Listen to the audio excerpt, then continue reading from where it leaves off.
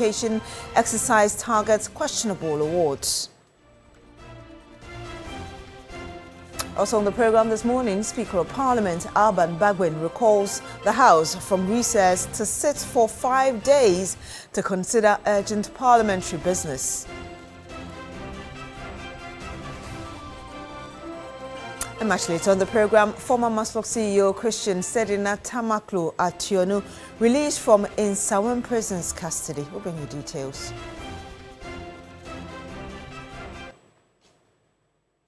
My name is Beatrice Elu. Thank you very much for joining us on the program this morning. Now, a dispute over unpaid scholarships for Ghanaian PhD and master students in the UK and a new verification exercise is exposing fresh questions about Ghana's foreign scholarship scheme. Now, a High Commissioner, Asaba Zita Benson, alleges that some awards covered not only students but also their spouses and children, while more than 180 scholarships were granted in January 2025, leaving the new administration with over £35 million in obligations. Under the arrangement, government takes responsibility for approved costs such as tuition and stipends, with the Scholarship Administration in Ghana working through Ghana's High Commission in London to support beneficiaries and deal with their universities.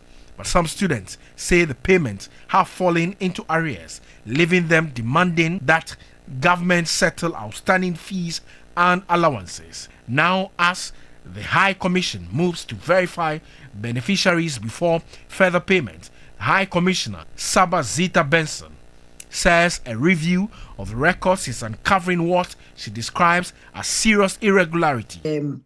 I knew when I took office that we were owing about £35 million.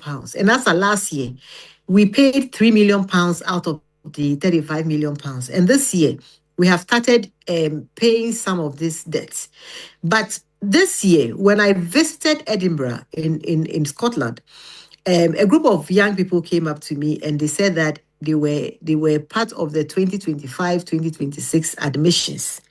And look, I was shocked because as far as I'm concerned, this NDC government has not sent any students for 2025-2026 academic year. And 2025 is when NDC took office. And so I started my investigations. And then I found out that the previous registrar had brought in 189 students, amounting to about 3.1 or almost 3.2 million pounds. And they were in various universities. Bangor University in Wales alone had about 56 students who entered in January when His Excellency John Mahama had taken power. This man had no business sending students in 2025 to incur more liability on the new government. He had no business doing that. She alleges that some scholarship packages went beyond the students themselves, with taxpayers also paying for spouses, children, airfares, and allowances for dependents. Tuition is free, government is paying for it, stipends is free, and then the person, the awardee, comes along with the whole family. Some of these families were as many as 4 children plus spouse, 5 children plus spouse, 3 children plus spouse. And what I can tell you for a fact, my eyes have seen the documents and the payments. I know the travel agents that was collecting these payments to buy tickets for them. It's just I don't want to put their name out there. But they know, listening to me, that travel consult, they know that what I'm saying is true. We paid for whole families, for whole families to move in with their parents and their spouses to come and study master's degree. I mean, it's insane. It's insane. Now, the Speaker of Parliament, Alban Bagwin, has recalled the House from recess to sit for 5 days to consider urgent parliamentary business. In a notice issued on Wednesday, August 12, the Speaker directed members of the House to return to Parliament from Monday, August 24 to Friday, August 28, 2026. The recall is coming on the back of the reshuffle announced by the president last week. In that reshuffle, there are two nominees. The first is the Majority Leader, Mahama Ayariga, who has been nominated for the Ministry of Local Government, Chieftaincy and Religious Affairs. And also there is MP for Kwale-Klote, Dr. Zaneto Ajiman-Rawlings, who has been nominated for the Ministry of Environment, Science and Technology. These two must be subjected to a vetting. And so the expectation is that the Speaker would read the formal communication from the President, then refer the two nominations to the Appointment Committee, and then it is expected that within the same week, the Appointment Committee will sit to vet these two nominations before they can assume their role and begin to work. But what is also expected is that because the nomination of the Majority Leader creates a vacuum, we are also expecting that within the recall, the NDC as a party would communicate to Parliament officially who has been nominated to take over the role as a Majority Leader. Also, we know that in July, the President nominated 3 persons for appointment to the Supreme Court. Now, these nominees are Court of Appeal justices, including Sophia Benasco Essa and Amoakwa Sante, as well as legal practitioner and former Ghana Bar Association President Tony Forsey. Now, the President made these nominations in accordance with the Constitution and in consultation with the Judicial Council. And so, as it were, these nominees need prior approval of Parliament, i.e. going through the vetting process before they can be approved by the House, and then subsequently the President can go ahead to swear them into office to begin work. It is expected that this is largely going to be the agenda. But what is also expected is that when there is enough time, other bills like the Constitution of Ghana Amendment Bill seeking to remove current restrictions on dual citizens would be considered when there is ample or enough time.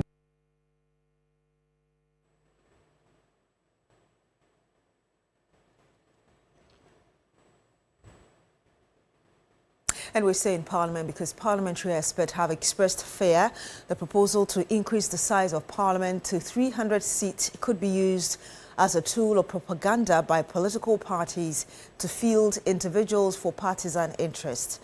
The government has accepted a recommendation of the Constitutional Review Committee to introduce a proportional representation to increase the number of women, persons with disability and young people in Parliament. But that has come under scrutiny as some stakeholders argue that the country may be overstretching its legislature. The practice of reserving seats in Parliament for persons of interest is not new. In Africa, countries like Kenya, Zimbabwe and Sierra Leone, as well as Uganda and Namibia, allocate a number of seats for chiefs, youth, dedicated women representatives and persons with disabilities. But Ghana's adoption of a similar political culture has raised questions, although the intent to make Parliament more inclusive has been lauded. The proposal by the Constitutional Review Committee, adopted by government, will retain the current constituency-based electoral system, but add extra 24 proportional seats to ensure greater participation of groups that have traditionally been underrepresented in Parliament. The government has accepted that the size of Parliament be capped, and we propose a ceiling of 300 members. The 276 will be elected directly. The remaining 24 will be elected or selected through proportional representation among women, persons with disabilities, and the youth. But governance and parliamentary experts are warning this could be a setback when political interests override the implementation. A country with our population really does not need 300 members of parliament. But be it as it may, we have that recommendation. So I will look at how do we ensure that, that is implemented properly, so that it doesn't be cool for propaganda and packing the house with people who don't have any business in being in the house. In fact, there are some constituencies that are bigger in sizes. A school of thought agrees that for such large areas, MPs cannot adequately serve constituents, and so it becomes even more important to get extra hands to support the elected representatives. But there are the likes of retired Supreme Court Judge William Atuguba, who believe that even the current 276 seats are too much for, quote unquote, a small country like Ghana. But I don't know why a small country like Ghana, the number was 100 or so, or up to 270. For what reason and purpose? What is the true benefit to the people from this kind of thing? Far from the disagreement, Dr. Rashid Rahman is suggesting that the proposal be entrenched in the Constitution to prevent future political amendment. For some who have voiced concerns, these are issues the Constitution Review Implementation Committee should consider before the relevant bills will be submitted. Christian Yale, TV3 News. In other news, former Maslow CEO Christian Sedina Tamaklo Ationu has been released from Insawen Prison's custody after she was acquitted and discharged by the Court of Appeal on July 30. Early on Wednesday, the Court of Appeal struck out as withdrawn the application by the Attorney General seeking to halt the release of Sedina from prison custody after the office withdrew the motion. Lord Edwasari has the rest of the story. Sedina Tamaklo Ationu was acquitted and discharged by the Court of Appeal after it held that she had been wrongly convicted in April 2024. State prosecutors on Wednesday, August 12, informed the court of a notice of withdrawal filed on August 10 after filing the application to stay the execution last month. But the lawyer for the former Maslow CEO, represented by Sidney Antonio, indicated that although he did not oppose the notice of withdrawal, prosecutors ought to have sought leave of the court before proceeding to withdraw since the case had been adjourned for ruling. After hearing the submission, the court then struck out the application as withdrawn. Meanwhile, the Attorney General has filed the application for stay of execution at the Supreme Court. Sedina Tamaklo Ationu was convicted in absentia by the Accra High Court and sentenced to 10 years imprisonment after being found guilty of offences including causing financial loss to the state and stealing.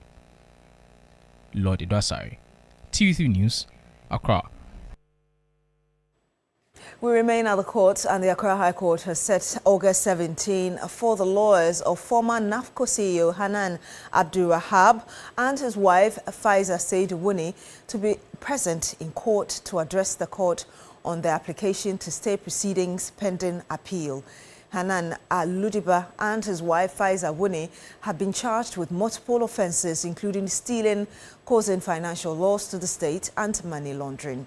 Lord Edwasari again.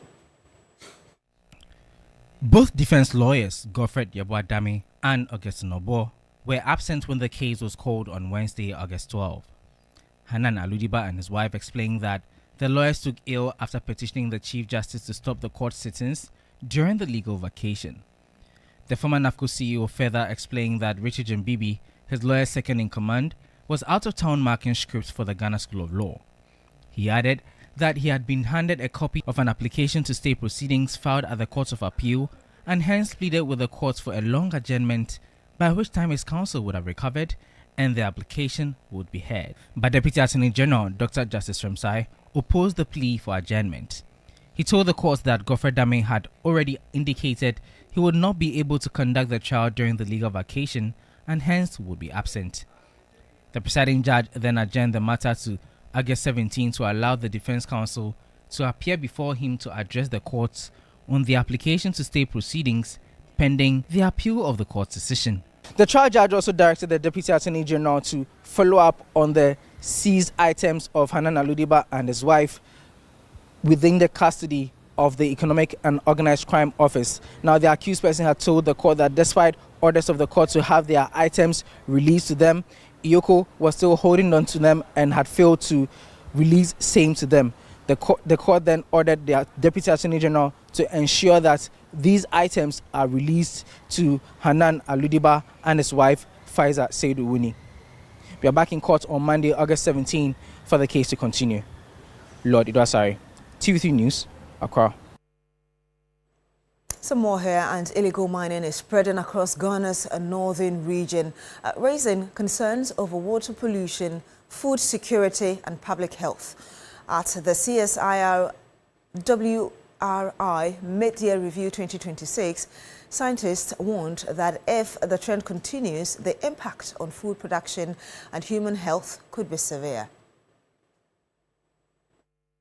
Experts say pollutants linked to illegal mining have been detected in the Upper West, Upper East, Savannah, Northeast, and Borno East regions.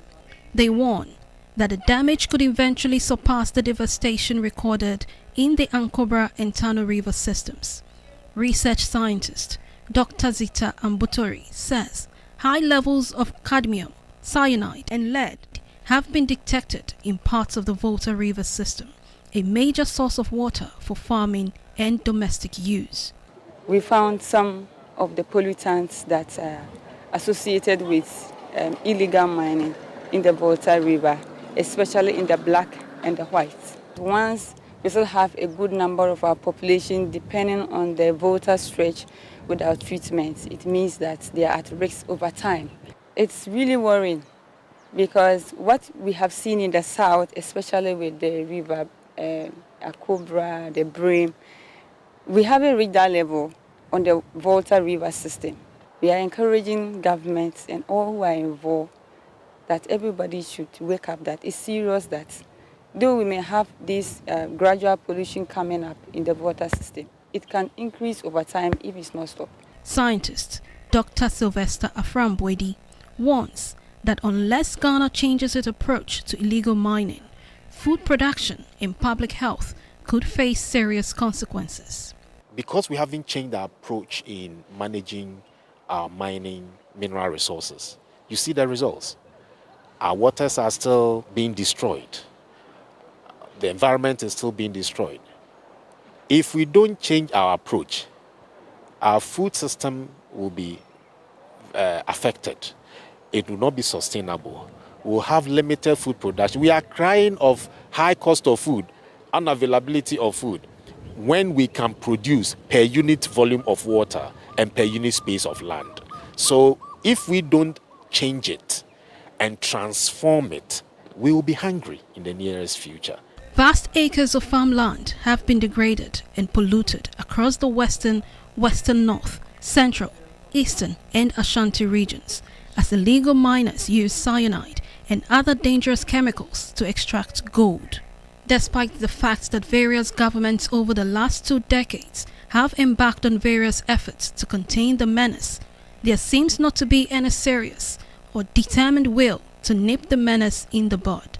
With these findings from scientists on the dangers, will authorities take drastic action now to preserve the current and future generations, or will the half-hearted approach to the issue continue?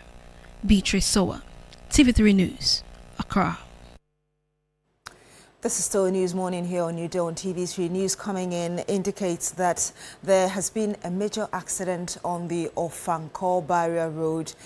We understand that a number of people are feared dead, and at the moment the Ghana National Fire Service officials are there overseeing to perhaps those who might have survived the accident to try and rescue them. And we do understand also, per the report we're receiving, that it involves a tipper truck and a sprinter which collided. And like I said, reports suggest that a number of people are feared dead following that crash, which happened in the early hours of today.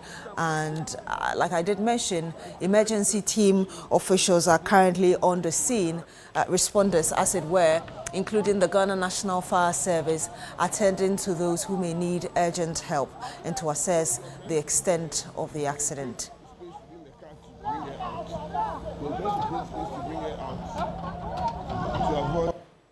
Coming to life from Ofankor Barrier, where a very terrible accident involving a tipper truck and a sprinter bus. People are seriously injured and some are dead. It's a very serious situation, and we are here at the scene trying to work around the situation. And in the next few minutes, we'll be speaking to the Ghana National Fire Service to bring us the latest on that. But if you're just joining us, a number of people are feared dead per report we're receiving following that major accident on the Ofankor Barrier Road. Well, that's it for News Morning here on Newday on TV3. My name is Beatrice Seru. Thank you very much for staying with us on the program. Do continue with us on Newday.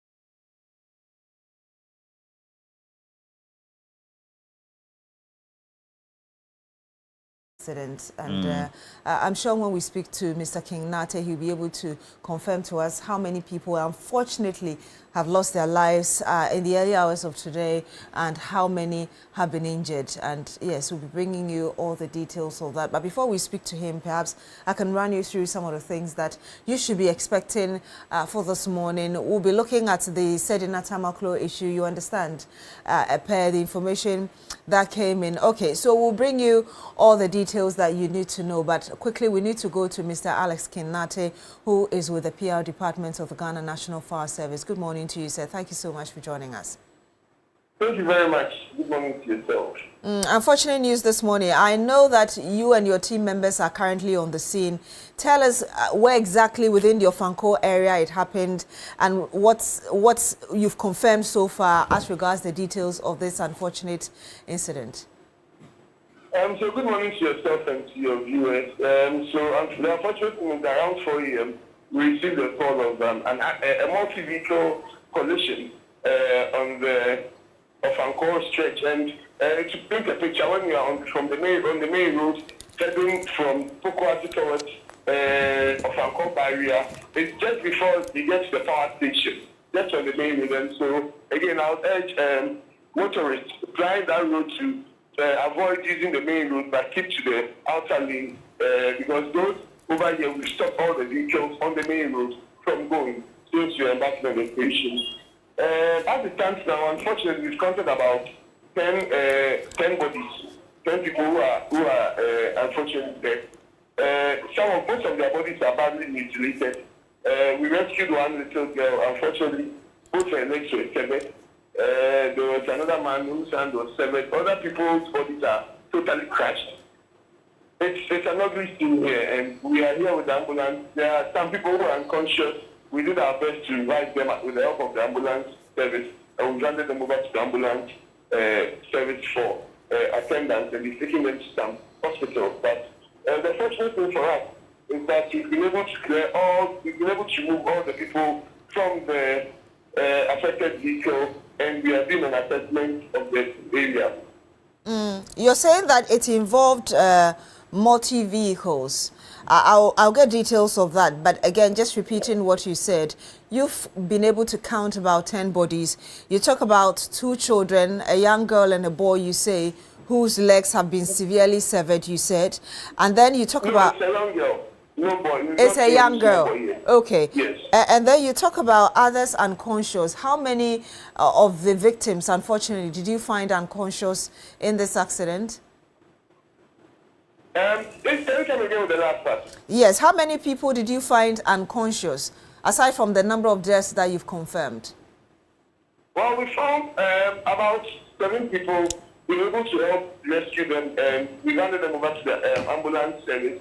There was one lady that we tried reviving, but unfortunately, her body went cold.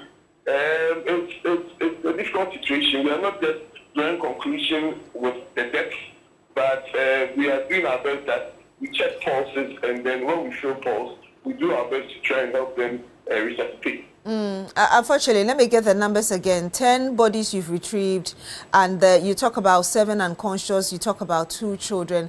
Overall, looking, because I heard you... One child, please. One child. A little girl whose leg was severed. One child. You said that you've been able to take all the bodies and indeed the people who were involved in the accident out. So in total, how many people were on board the vehicle where you retrieved all these bodies and also rescued the other individuals? So the assessment is still ongoing. So I might not be able to give the actual figure yet, and so we are totally done with the whole operation. But then it involved 2 tipper trucks, 2 Mercedes-Benz buses, a Toyota Camry vehicle, and then an Uber-branded little smoker, and then also a tricycle, which we normally call Abubuya. And so, but the black Mercedes-Benz bus had more of the casualty in there. Okay. And so for now, we are trying to still assess the extent of the damage, and then be able to confirm the number of occupancy in the various vehicles. I know that your men are there, but are you able to tell us which other emergency responders are equally there for those who may need first aid even before they are transported to the hospital? So we are here with our police brothers are here with us, helping us, especially to convey the dead bodies, and then also the ambulance service will be in and out, taking bodies, taking the injured in and out. And so we are so far the police. Ourselves, the police, who are the first responders here, and then the police, and then the ambulance. Okay. Alex Kenati, just to get some clarification, and you and I know what the experiences are. What meets the human eye may not be medically fit, and for many of the times, these live reports, as media, we tend to report a certain number of casualties or fatalities, but you find that medically they may not be pronounced dead. Subsequently, then we go in retrospect to try to correct the numbers. So you saw, or it is suspected that you found 12 unconscious bodies. Is that it? Or have they been medically certified to have passed? Okay, so let me clarify. So what I said was that after now we've counted about 10 bodies who are dead because their bodies are badly mutilated. Okay. Some of their bodies are very crushed. So they are still here. We've not taken anyone to the mortuary yet. Okay. And so those that were able to retrieve who are unconscious, we handed them over to the ambulance service, and together with them, we did our best with CPRs and other first aid interventions to try and resuscitate them. So we didn't just put unconscious people down. We're trying our best to help with those who are unconscious and then check pulses before. And so after now, nobody has been taken away apart from those who are badly injured or visibly mutilated. Early hours, early days yet, but are you able to tell us what might have caused this accident with these multiple vehicles that you talk about? And what time it happened? Well, it happened around 4 a.m. There are conflicting reports. Everybody will try, especially some of the drivers involved, everybody might try to take things out, insulate them from the situation. And so we wouldn't want to put out that information yet, because we are with the police and we want to carry out thorough investigation before being able to confirm the actual cause of the accident. In the midst of this is also the understanding that the Ofanko Road is equally a major one. How are your men, plus the police officials who are there managing the traffic as we speak, even as you try to deal with this accident? What happened was that after the time the accident happened, vehicles were still plying the road. And so we had to take a decisive step to block the whole road so that nobody goes. Because as we are carrying out the rescue duties, we'll be going in and out, and we didn't want any vehicle obstructing the flow of our work. And so for now, we blocked the whole road. On the main road, no car is going because we are here. And so when we are done, we'll make sure that we clear the vehicles, the mangled vehicles or the involved vehicles from the road, and then we have our fire tender here. We would wash the debris of the vehicles and then the blood stains and clear the road before. And so I'm sure it will take a few more hours for us to finish completely with the operation here. For those who may be using this very road, are there alternatives that you can let them know now, just so that they ahead of time they're able to know which route to use, because you've blocked the main road that they normally would have used if it wasn't for the accident? So unfortunately, it looks like, unfortunately, the best you can do is to let them know that they have to, when they get from Pokwati towards Ofanko, they should not join the main road. They should just use the outer lane. But for those who are already here, unfortunately, it's a bit too late for them. They are all stuck in the traffic here. Perhaps we may have to leave it here and we'll come back to you for an update. But okay, Roland, do you want to come in? Okay, thank you very much, Mr. Alex Kinate, who is with the PR department of the Ghana National Fire Service. If you're just joining us, he was giving us details of the accident that happened, per what he just told us, around 4 a.m. today on the Ofanko Road, involving multiple vehicles, two tipper trucks, Toyota. He talked about Benz as well as a tricycle, what you normally call a boboya on our roads. And so far, he's confirmed that 7 people who survived the accident but were unconscious have already been taken out of the mangled vehicles, and unfortunately 10 bodies they retrieved, and he seemed to confirm that those are actually individuals, bodies of individuals who died. And he said that one child who had a severed leg had equally been rescued as well. And of course they're still doing investigations, and as they rescue people and try to see what they can do. If you use the Ofankor Road, the information is that until they're able to deal with this very problem and the debris associated with it, that entire stretch is within where the accident happened is blocked, and so you may want to consider other routes. Roland. Well, so that's the current situation, and the latest we can report to you is that the Ghana National Fire Service is at the epicenter, the accident scene, rescuing efforts underway, and it also means that the stretch from the Kwame Nkrumah Circle area to Nsawam is clogged with a lot of traffic, particularly also from the rivers, if you know that you have to make entry into town. And so if you are coming into town from that part of whether the eastern region or Nsawam or Accra, that will be Nsawam, Ajin Kotoku, Amasaman, etc. It also means that you have to be very careful which of the routes you use before you get to downtown. And it's because there's been a massive accident, road crash or accident, and we have, according to other reports from the Ghana National Fire Service, as we can quote officially, they're already seeing 10 mutilated bodies so far, and suspiciously or suspected to be dead, 10 bodies so far, and then counting the others that are unconscious and they have to be medically pronounced to be either dead or not. And that's the latest we're having. Early morning accident, not the very good news that you would want to hear. If you're watching us from outside Accra, it also means that we have to ask you what you make of this, because there's always the concern about the big trucks that tend to park on main roads, and then subsequently, whether you're using the road and oncoming cars are coming without any sort of caution, we tend to record some of these intermittent accidents involving many of these, what they call in roadworthiness, heavy duty vehicles.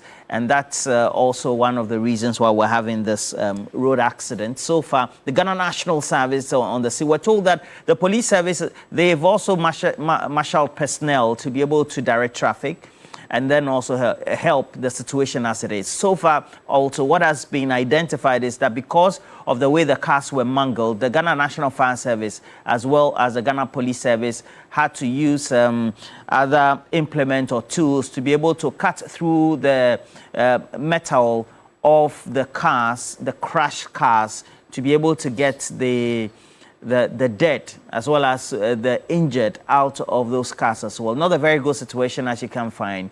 And please, if you're just around there also, let's know what the situation is at the current site where we are having the rescuing effort underway, Beatrice. Indeed, and we'll be bringing you all the latest, as you heard me say, that when there's another development to this, we'll bring you, perhaps Mr. Kinlate can join us again, or any other means of bringing this information to you. But let me just remind you that 10 people, based on what Mr. Kinlate said to have died from this accident, a child retrieved with severed legs, 7 unconscious, and this very accident, which happened around 4 a.m., involved multiple vehicles. And currently, if you're within the Ofankor area, be reminded that the road is blocked. You're advised to use other alternative routes, and you heard him say outer lane, just so that you're able to move to and fro depending on which side of the road you find yourself. But welcome to this morning segment.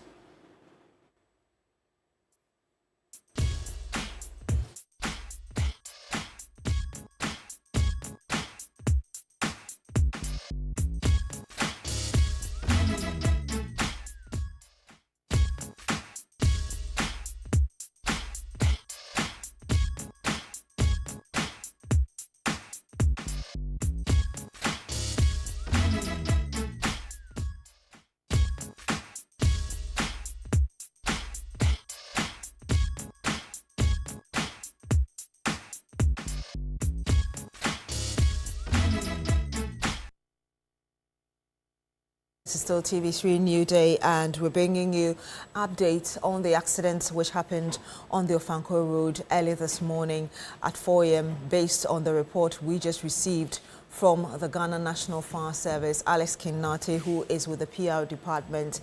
Unfortunately, he told us that they retrieved 10 mutilated bodies, which presupposes that 10 people are feared dead in that accident, even as they continue to try and see what else they can find in the mangled vehicle. 7 people are unconscious. We want you to call in, especially if you find yourself in this very area. Tell us what the situation is like, or you happen to have witnessed this accident which happened earlier today. Let us know as well. But a number of you have already sent in your messages, and perhaps before you call in, we can read some of them back to you. But before we bring in the messages that you have sent us, we want to remind you that as part of our program this morning, we'll be bringing you the conversation about Sedina Tamaklo Ationi, the former CEO of Maslock, who yesterday was released from the Insawam prisons, and also bring you a bit more detail regarding what the Attorney General has done. Remember that after she was brought in to serve her 10-year jail term and the Court of Appeal acquitted her, the Attorney General went to a higher court, as it were, to try and challenge that acquittal by the Court of Appeal. In addition to that, there was also an application filed by the Attorney General at the Court of Appeal to, as it were, prevent her from being released from the Insawam prisons. That was withdrawn, and another one filed at the Supreme Court yesterday.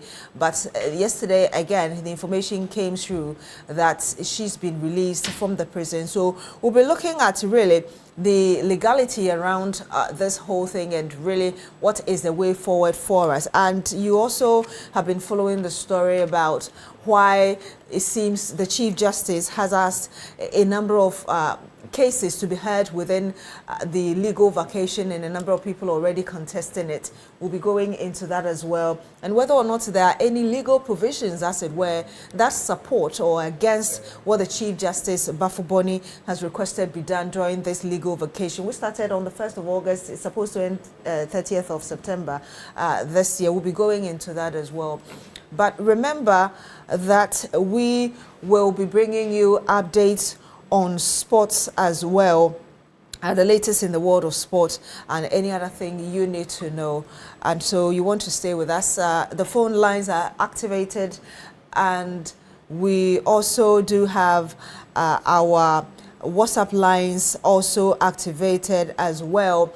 And in the course of this conversation, we'll be bringing you a young lady, a 10-year-old who has been installed as a queen mother.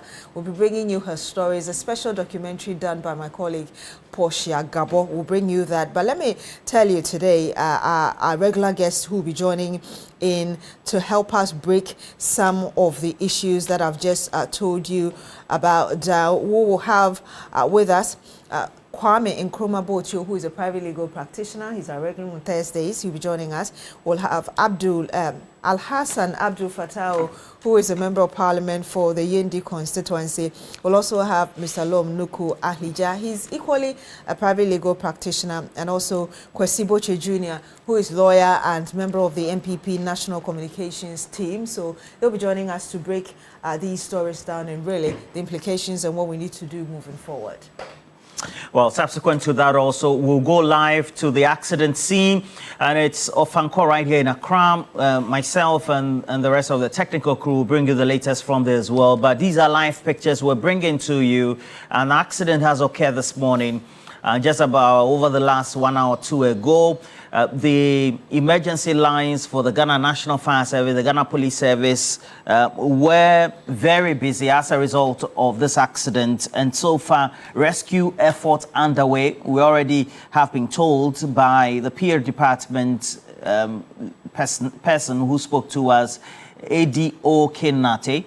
And Alex Kinati is indicating that at least so far, based on the bodies they've retrieved, 10 are suspected to be dead, and subsequently there are other injuries and other individuals who are unconscious as well.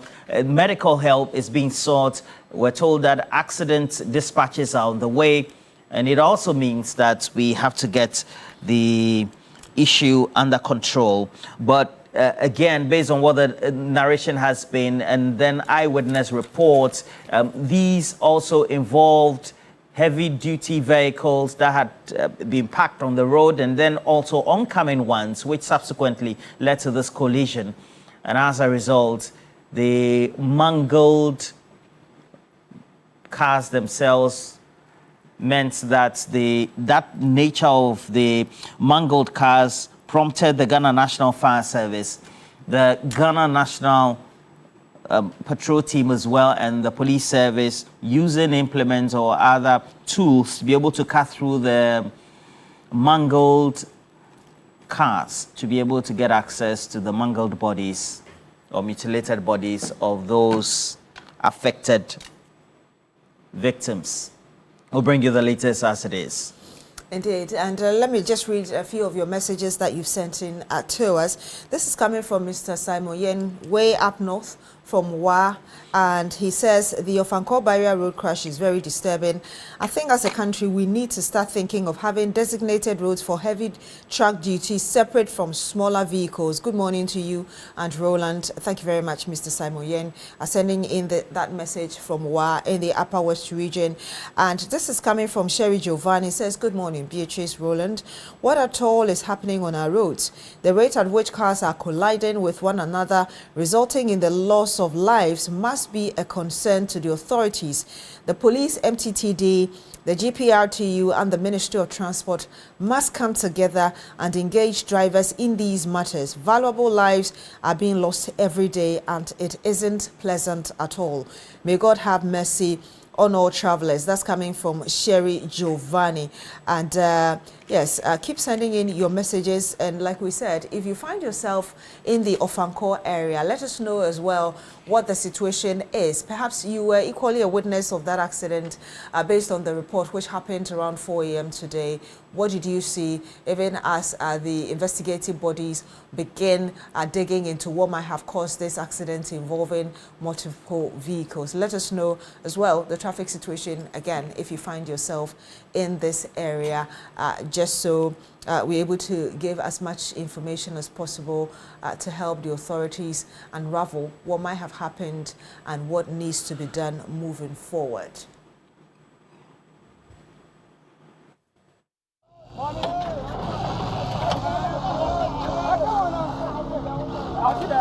we are trying to create space within the car to bring her out.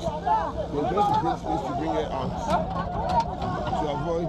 So we are asking her if she's dealing with this one, we can be able to help her. So this is the situation that we are dealing with. Radio Alex coming to life from Ofankor Barrier, where a very terrible accident involving a tipper truck and a sprinter bus. People are seriously injured and some are dead. It's a very serious situation and we are here at the scene trying to work around it.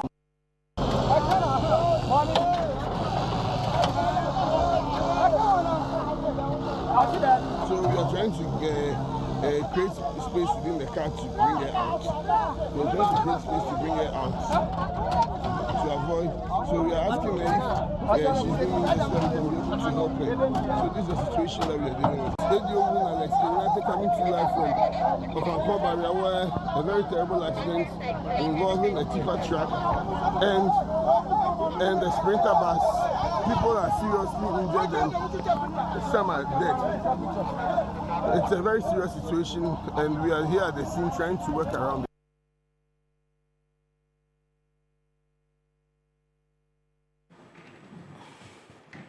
And that said, let's give you an overview of the accident situation, but also the road fatality issues when it comes to what the numbers and the statistics are that have been picked by the National Road Safety Authority, as well as the relevant agencies that are concerned with that. And these numbers have been recorded straight from the main stretch, Accra-Kumasi Road, and just for the first 6-7 months of the year, every indication that reported incidents so far numbering about 31 and this morning's not included, as well as the other numbers over the last couple of weeks not included as well. The known injuries so far, 264 based on the last reports, January to the early part of August, per the period that this data has been captured, and the fatalities, meaning dead, 14,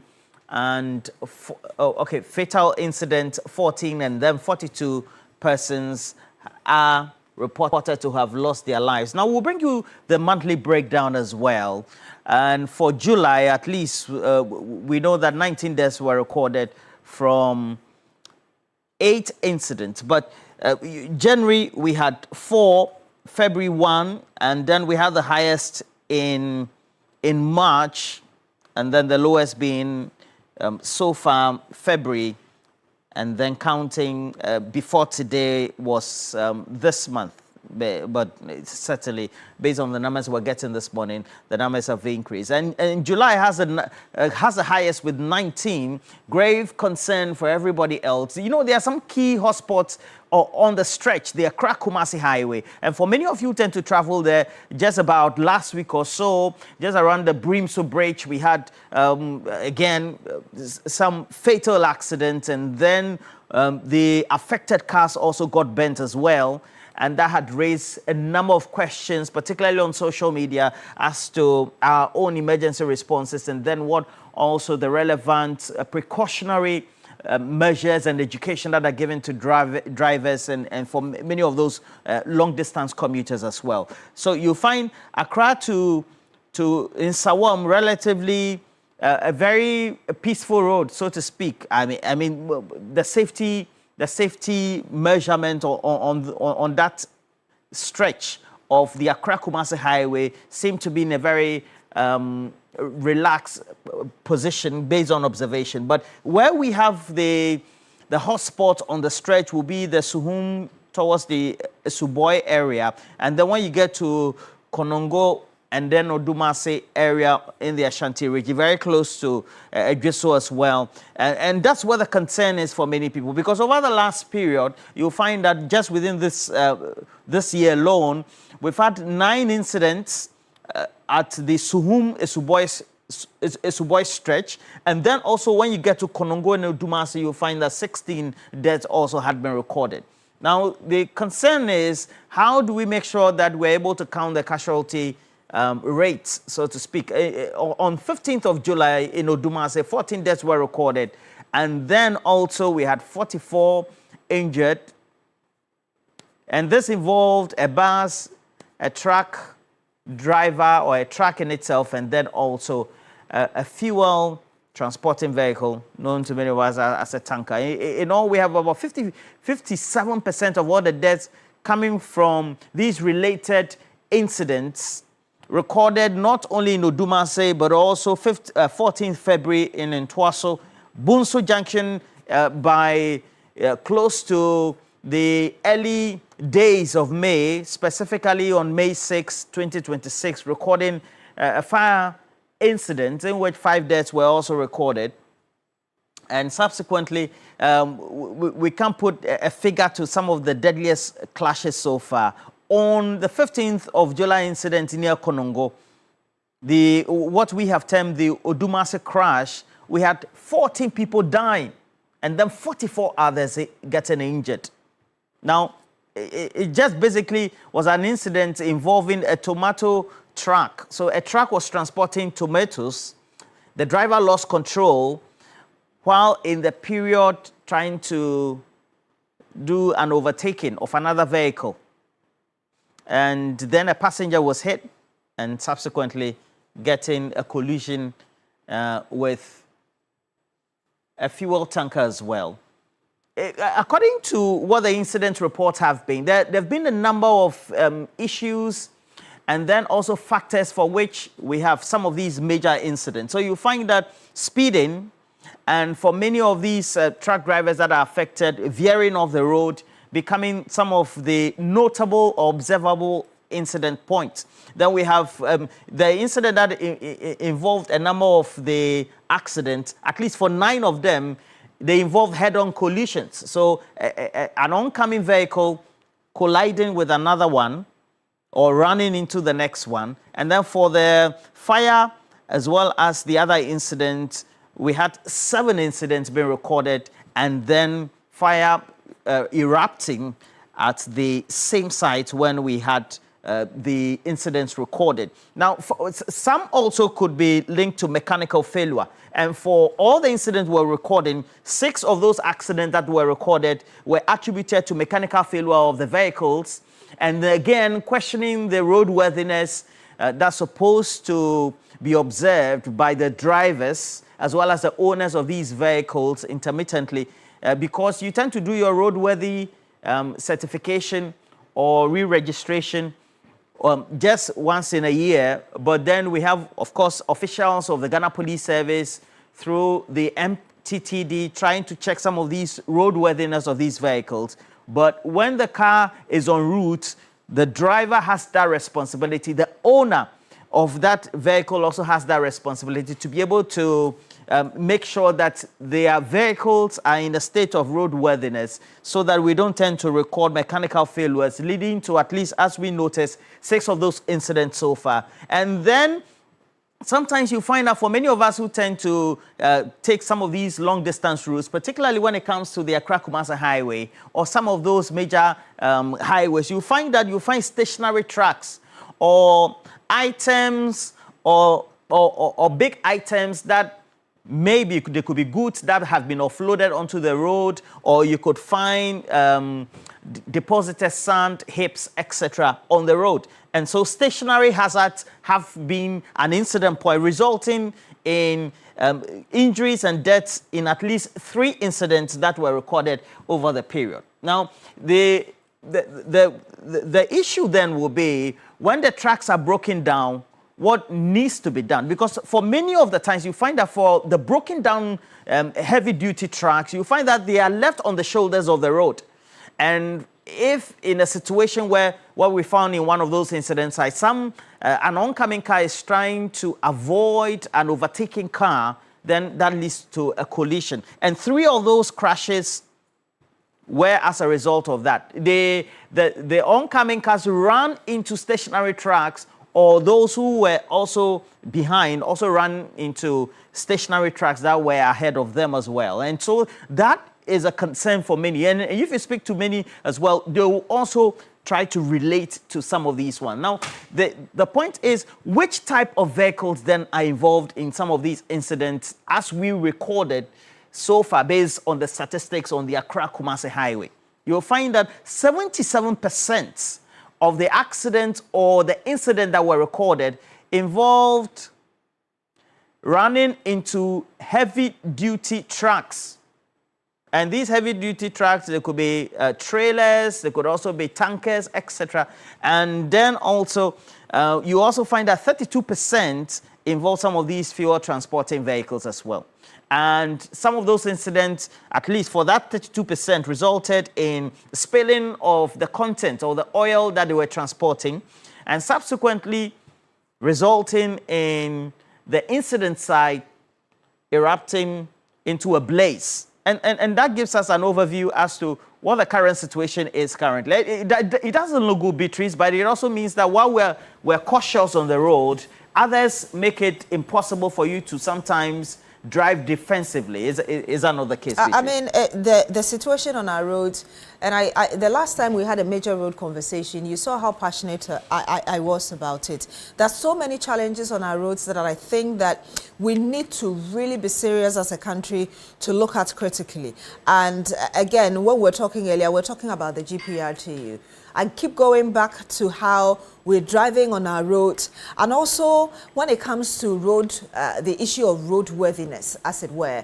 And it's just interesting that we're talking about this morning, because it was just yesterday I was speaking with a sister in UK who was talking to me about the kind of system that we have there in terms of going to get your roadworthy, where you need a certified mechanic to give you. But for me, the question I want to ask is, what kind of rigorous system that we take drivers through when they go to our DVLA offices to try and get their roadworthy. It's not just about paying the money and getting your sticker on your car. Are we taking all our drivers through the necessary measures, as it were, to ensure that the car is actually roadworthy, and it's not just about me paying to get a sticker on my vehicle? And I think that that's something that we must look into, because I can tell you that not all the vehicles go through the necessary rigorous roadworthy process just before they get that, and there's a need for us to look at that. And even looking at the cars that are smoking on the road, and a lot of the time when you see these trucks on the roads in front of you, they are emitting carbon monoxide. Sometimes you can tell that they hardly take their cars for servicing. And recently we had one of our colleagues within the Tema industrial area on a major stretch telling us a story. He brought us a report about a number of trucks that were parked on the roadside. Most of them were coming from other countries, and they were given the excuse that they don't have anywhere to park.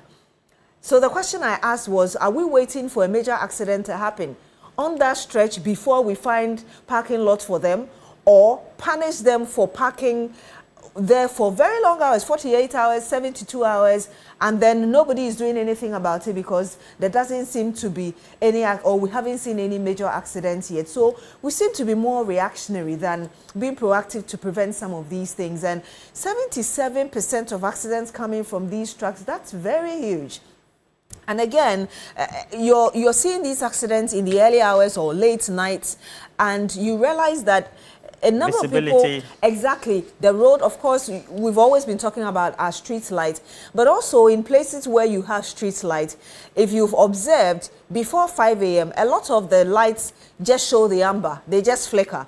And so when you're driving, because it's just amber, they start functioning the red, go, green, like you normally say it, after 5 a.m. And so if you're driving before that time, you need to be extra careful looking at the trucks that or cars that are coming from the adjoining roads and all of that. And I think a lot of the time you talk about visibility and people not being extra careful, looking at all of these signs, and then we find ourselves in some of these preventable accidents sometimes, really.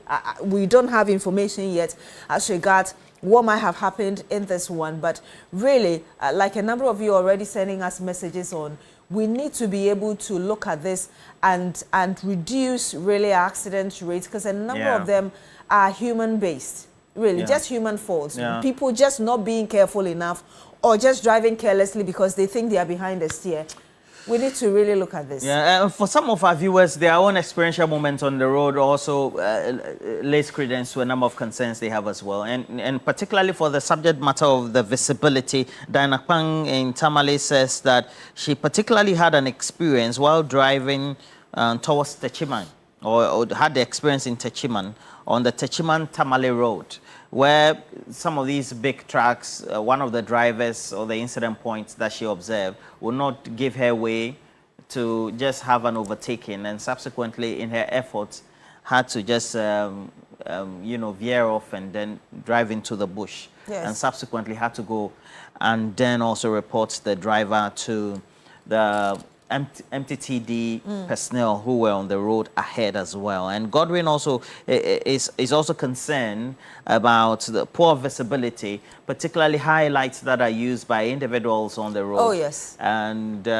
results in a number of concerns so far about what has been the reasons why we're having some of these incidents. Now, particularly to know that this very incident is involving heavy-duty trucks might have been parked on the road as well, per what the eyewitness report and then also the Ghana National Fire Service is telling us this morning. It also means that if you're driving, particularly when we have long stretches of Ghana's road network, not lighted, very dark and opaque, it also means that you have to be more careful than usual. Yes, and I know that some years ago we also said that we were banning what we call aboboya on our major streets, and we still see them. And anytime I see them, I ask, where are the officials who are supposed to be arresting these people, or whatever it is that they need to do to enforce this very ban of these trucks, as it were, on our roads? they need to be able to put that in place, because this very accident, like you heard Mr. Alex Kinati, it involved a tricycle as well. So what was that tricycle doing on such a major highway at this time of the day? Yeah. And you find them even during the day carrying bags of sachet water, just obstructing traffic. And again, the question, MTTD, where are you? Or the officials supposed to be ensuring that we don't have these trucks, as it were, on our roads. So obviously, there's still a lot more to do and a lot more proactivity from us that we need to implement. Well, certainly. Well, so that's the latest coming on the Ofankor stretch. That's close to Achimota, Accra, right here. The main stretch, Accra to Nsawam. The accidents recorded so far, we're told that at least we have 10 feet dead. And this report, we're quoting the Ghana National Fire Service so far. And they are drawing those conclusions based on how badly or mutilated the bodies that they've retrieved from the mangled, affected vehicles have been. And so not any clinical decision made so far. However, they also have a couple more bodies that look like they're unconscious. So some of the victims there as well. And then others also have been injured, and they are being taken to the hospital as we speak, going to receive medical treatment for emergency such as this. We'll be there live. We'll bring you the latest, and then we'll get to know how the rescue effort went, and then also what effort is being made to make sure that those who have been affected get the latest help as it is. And then also for those who have witnessed this, the affected residents, the adjoining areas, how and then why this also happened as well. So we'll take you there. But in the meantime, we have to go for a break. When we come back, we'll bring you the latest interactions on big issues with Beatrice and the rest of the guests. Now you can always pack up the Milky Way with a rich, smooth taste of Peck Milk Shortcake. It is pure delight. Get one for yourself and your loved ones. Stay with us. We'll be back shortly.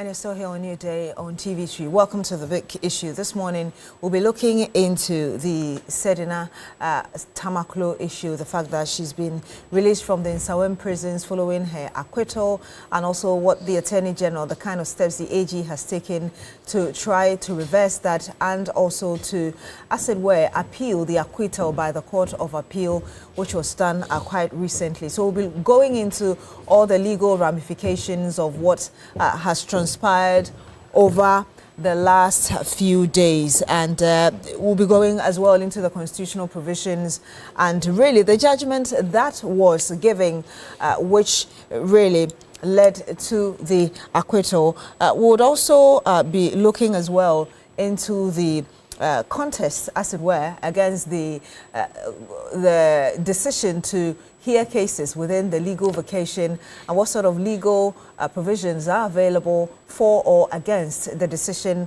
of the Chief Justice Paul Bafoboni. We'll be going into that. But we'll start with what we broke to you this morning, the unfortunate incident about the accident on the Ofanko Road. We've already had the Ghana National Fire Service PRO telling us that they retrieved 10 mutilated bodies from the mangled vehicle, and also we've had about 7 people who are unconscious. They are still looking through the debris to see what else or who probably they may find again, and it involves as well multiple vehicles, and we heard the fire service PRO tell us about 2 tipper trucks, a Toyota vehicle, tricycle as well, Benz, and also the fact that this morning, as they continue to clear the debris and continue with the rescue operation as well, the road, which is the Ofanko main road, would equally be blocked, and commuters have been advised to use alternative routes as they try to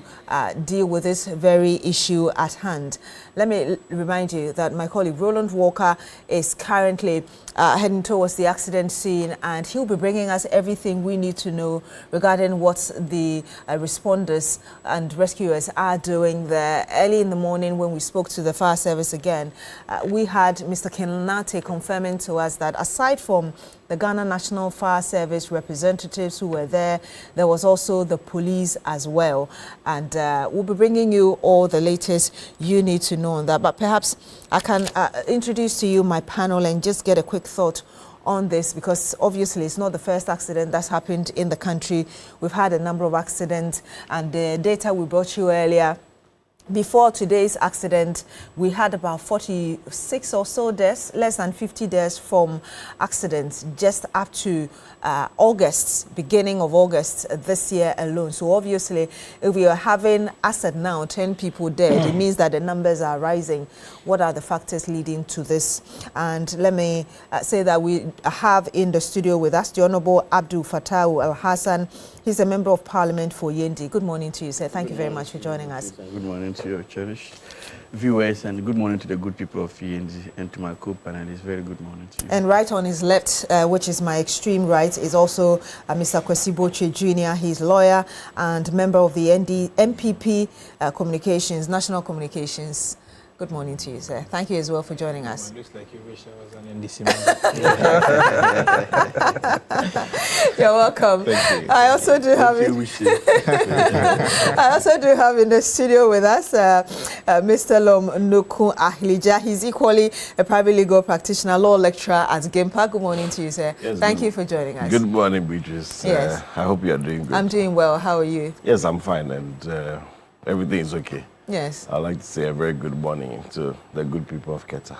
All right. And of course, last but not the least, our regular panel member as well, Mr. Kwame Nkrumah Bochu. He's equally a private legal practitioner. It's great to see you here this morning. Good to see you, Beatrice. It's been a while. Yes. Good morning to you, my co-panelists and Ghanaians everywhere. Indeed. Unfortunately, we're not waking up to good news this morning.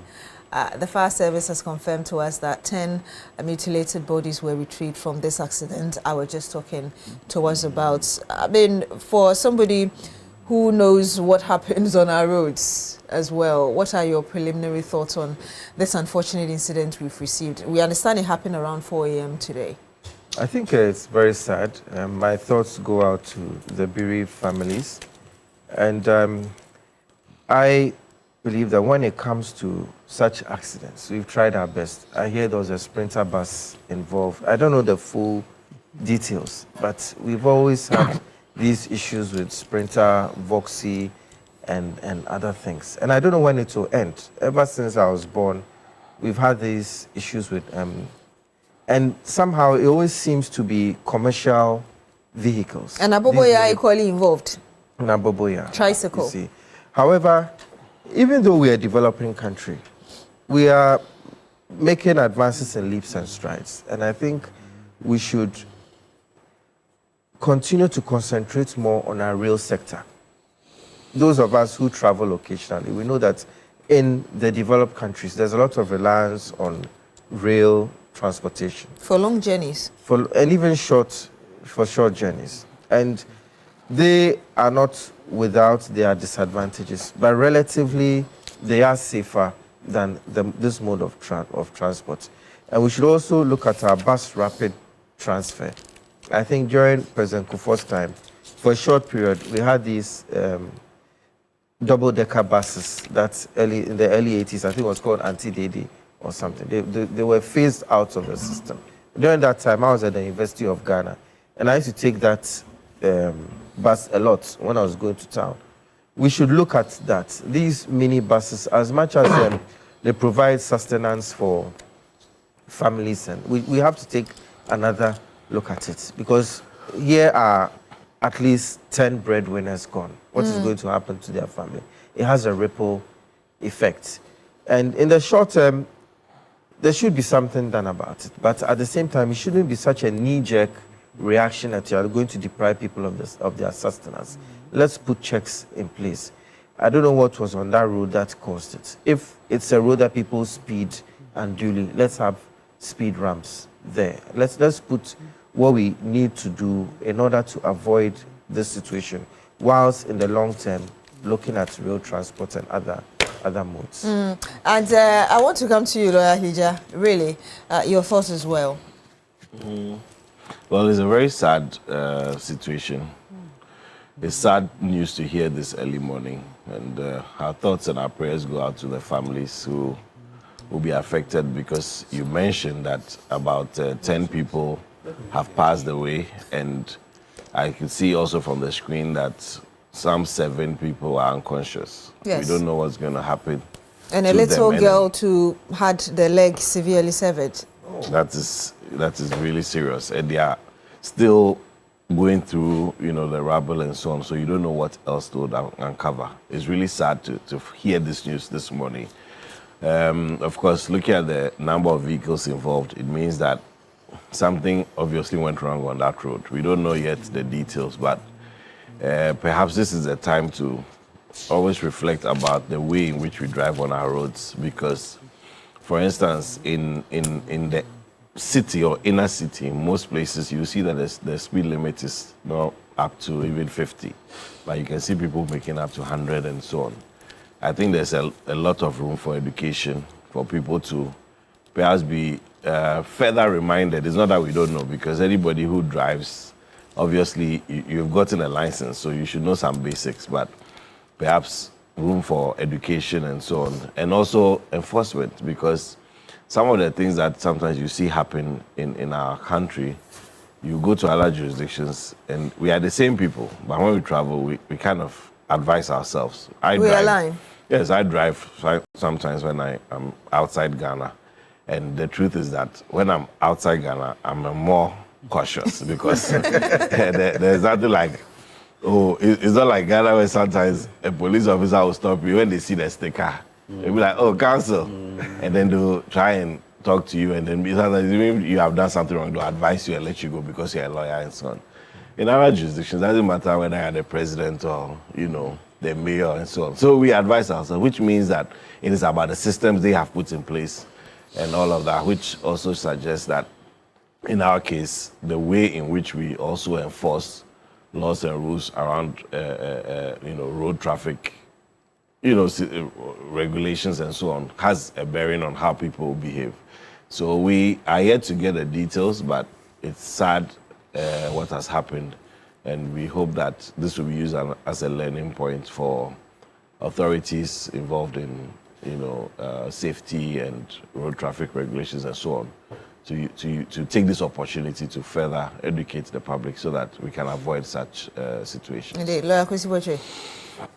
I'm very sad. I'm very heartbroken because that constituency is my constituency. I live in that area. And so it's a very sad news. I've just been texting with the Member of Parliament and I've just informed her. I think that Ofanko has claimed too many lives. It has claimed too many lives. And so what we can do is to pray for the families because dreams have been shattered. I'm sure all these 10 people belong to very important families of society. What can I say more? I mean, let's thank the Ghana National Fire Service, the police, because I'm just reading that the accident happened around 4 a.m. this dawn. I mean, it's a heartbreaking development. It's a sad story. But one thing that I have come to realize is that roads necessarily do not cause accidents. Accidents are caused by fatigue, careless driving, jumping red lights, and all sorts of, indecent driver activities. And so we are pleading with the drivers. Exactly a year ago, on 5th August, there was an accident at the same spot of Ofanko Barrier. July last year, there was another accident at Ofanko Barrier. About 3 people also died in that accident. And so I think that something should critically be done about the Ofanko Barrier. I don't know if it's because usually at dawn and at midnight, the road is very clear, and so drivers think that they can speed and hence causing all these things. But I think that let's have a proper discussion about how we can avoid road accidents on our major roads.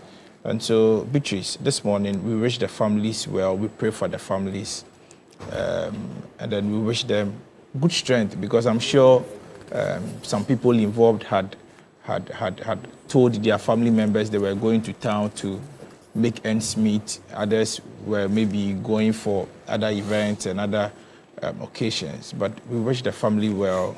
We pray for them in these times of grief and sorrow. We pray that this never happens again.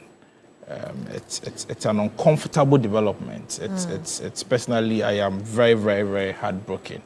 And so my hearts and thoughts are with the family. And I'm coming to you, Honorable Fatau, because really, this morning we gave data to our viewers regarding which vehicles are involved and the percentage of their involvement. And for trucks alone, we had about 77%. And yet, as a member of parliament, you are aware that we have the legislative instruments that really punish people for leaving cars on the road. If you leave a car between 30 minutes and 1 hour, you're supposed to face some punitive measures, including up to 12 months in prison. And yet we see these things happening, contributing to the carnage on our roads. I mean, what have you got to say about why we seem to have failed at implementing some of these things to at least help deal with the situation?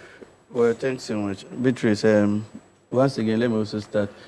You are even trying to, even if you want to wish the families, send your condolences to the family, you are even, the families don't even know whether they have people, because at this point it's just too early. They may not, the families of the deceased will not even have known that they have lost 1 or 2 people in this accident. But whatever it is, we send our condolences to the family. And those who have been injured, we pray for speedy recovery.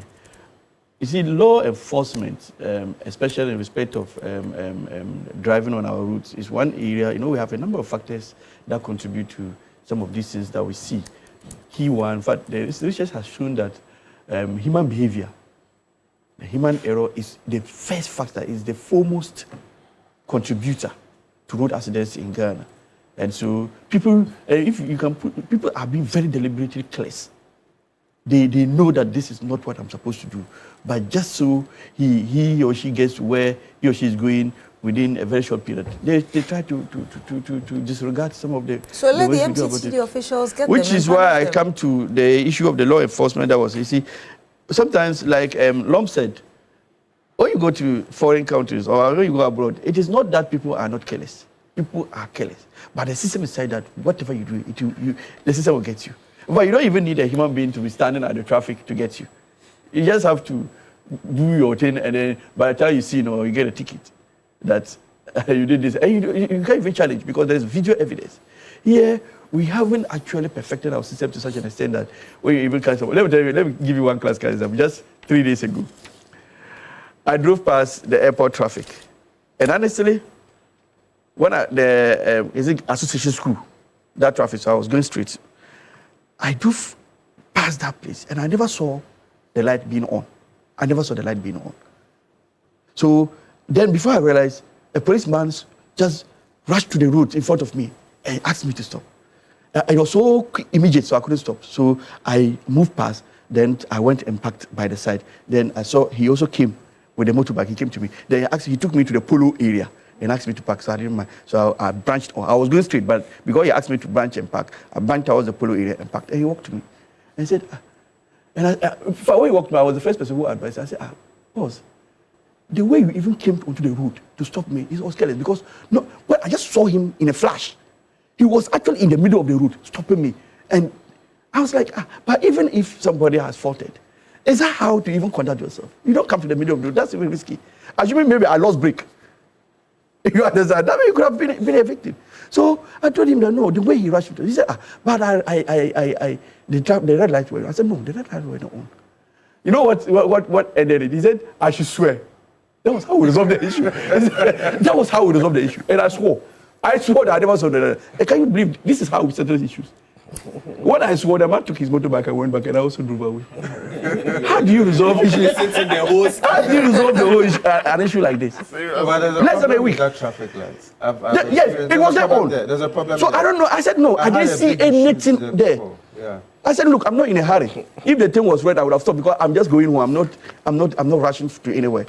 So I had to swear. I don't fault you. Yes. I've had a serious issue there where I demanded to be taken to court immediately. Exactly. Because there's something about that light that it just goes that they refuse to fix. Yes. And they use it to victimize people. There's something there. So hopefully if the police administration is watching us and the roads, all the relevant stakeholders involved in our street lights, if they're watching, they should be able to do something about it. There's also a similar problem on the La Road just before the trade fair.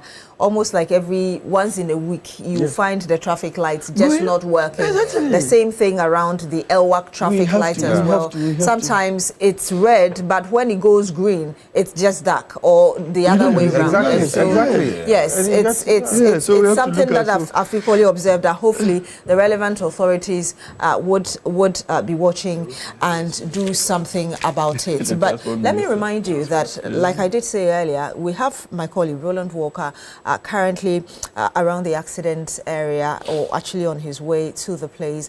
As soon as we get the latest from there, we'll bring you all the live visuals and really what the situation is like currently on the ground as responders try to rescue more people, indeed, if they are, and also to see to the accident and ensure that at least a number of people are not inconvenienced already, who probably might have been inconvenienced because of the traffic redirection and the rest. But I want us to go straight into what I was telling you earlier about Sedina Tamaklo.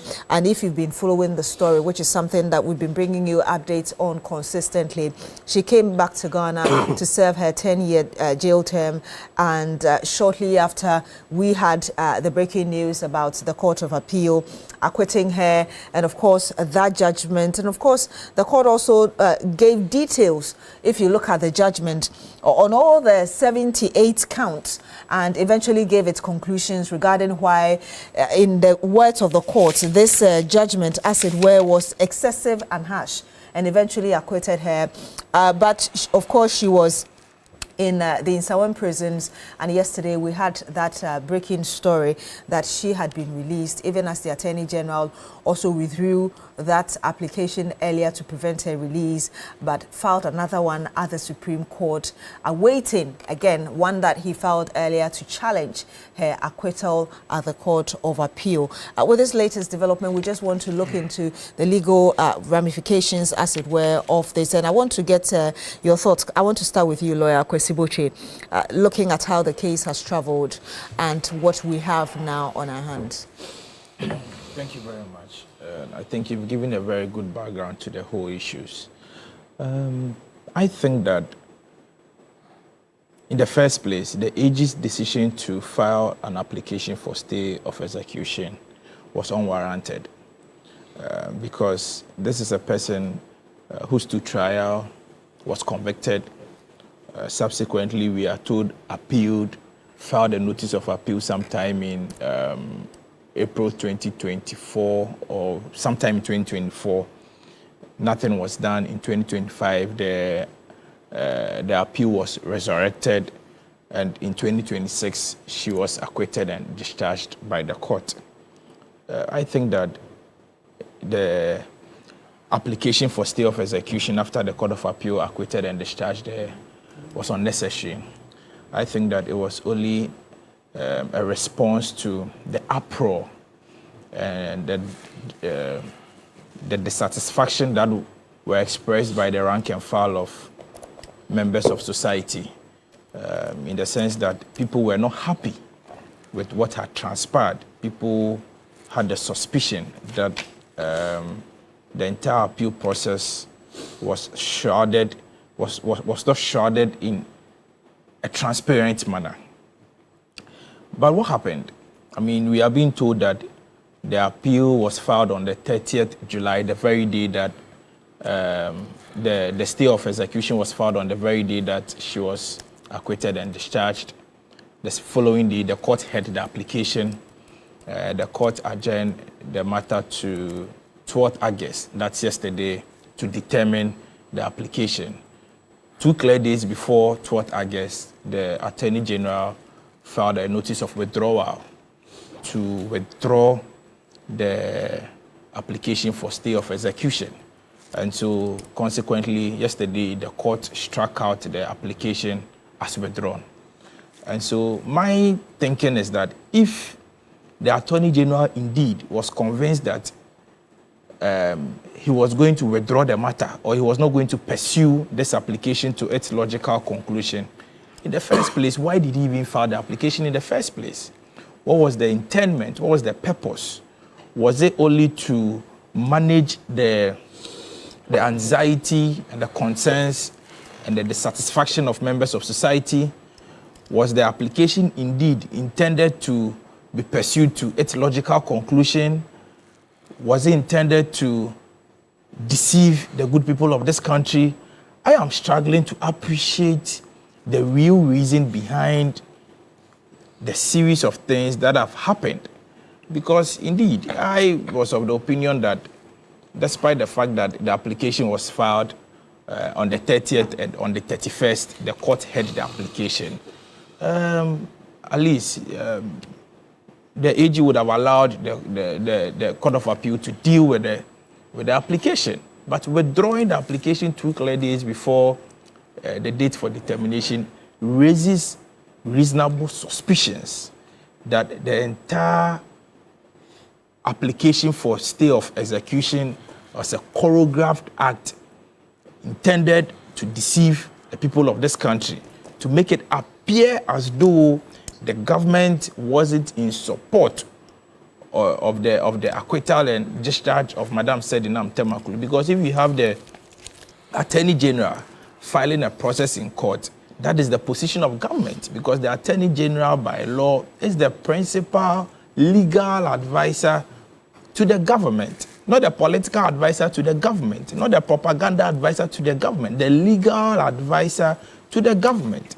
And so if you have an Attorney General taking such a position to contest or to seek the stay of execution of the acquittal and discharge of Madam Sedinam Temaklo, it raises suspicion. But you know, after he withdrew the one at the, which he filed at the Court of Appeal, he filed at the Supreme Court. And already when he indicated his intention to appeal, he said that in that statement that was released, that the Attorney General remains committed to the due process of law and is confident that the appeal before the Supreme Court will succeed. Doesn't that show an interest in seeing this to the end? And so was the stay of execution filed at the Court of Appeal a wrong process of law? That's the question we should be asking ourselves. I am asking for the purpose. Maybe Honorable, who is part of the government, will tell us the real reason behind the decision of the Attorney General to file an application for stay of execution and in less than 10 days decide to withdraw that very application, even before the application is heard. I do not know the reason, but the reason I have come to is that it was a choreographed act to deceive the people of this country, to make it look as if the government wasn't happy about the acquittal and discharge. But in actual fact, they are excited about it. And then you also said that the reason the AG, you claimed, okay, so I will come back to that question. I understand that there's some news coming from the accident scene, and my colleague Roland Walker is there. Other cars, there were cars parked here, and they crashed into them. And this quite unfortunate incident has happened. So the way the situation is, it also means that perhaps the assembly would need to do a post, maybe recce, and take a look at especially the cars that tend to break down on the roads, and the heavy duty ones as well. You see, we have a towing vehicles. If your car breaks down, it's easy for you to tow it. But the truck drivers and the taxi drivers stop people from here. You can see there's no barricade here. So they will just drop the people here, the people will cross the road. And nobody will find out. Nobody will find out that where you are dropping the person, there's a car coming. You will never know if the car is coming behind you. You see? So we are pleading with them. This place is not a bus stop. This place is not a place that you stop, drop passengers. So we are going to put no stopping here. And anybody that will catch here, we'll make sure that the law will force the law on you. Because you cannot stop people within the curve. You can see the road is descending. Yeah. So if I'm driving from the top, I'm speeding up. And if I get here and you have parked the car here, how will I find out? How will I know? So it's quite unfortunate this has happened. But we'll put drastic measures in place. What's the level of collaboration, especially with the various departments we have? So if it's the Ghana National Fire Service, the police service, so that you as city authorities, you are able to also better complement in the enforcement of road regulation? Before I say anything, the fire service, the NATMO, the ambulance service, the police, they have done so well. If I got here when things were very muddy, and some of the things I've seen, I couldn't go very close. But this, because it's their work, they're able to pick up the remain of people, put them in ambulance, and so they have done so well. So what we are saying is that right now, as we spoke, we must commend the fire service, the police, the NADMO, the ambulance, they have done so well to make sure. But what we are doing now is to try and wash the road so that the debris and the things out on the streets, so the cars can have their way. Okay.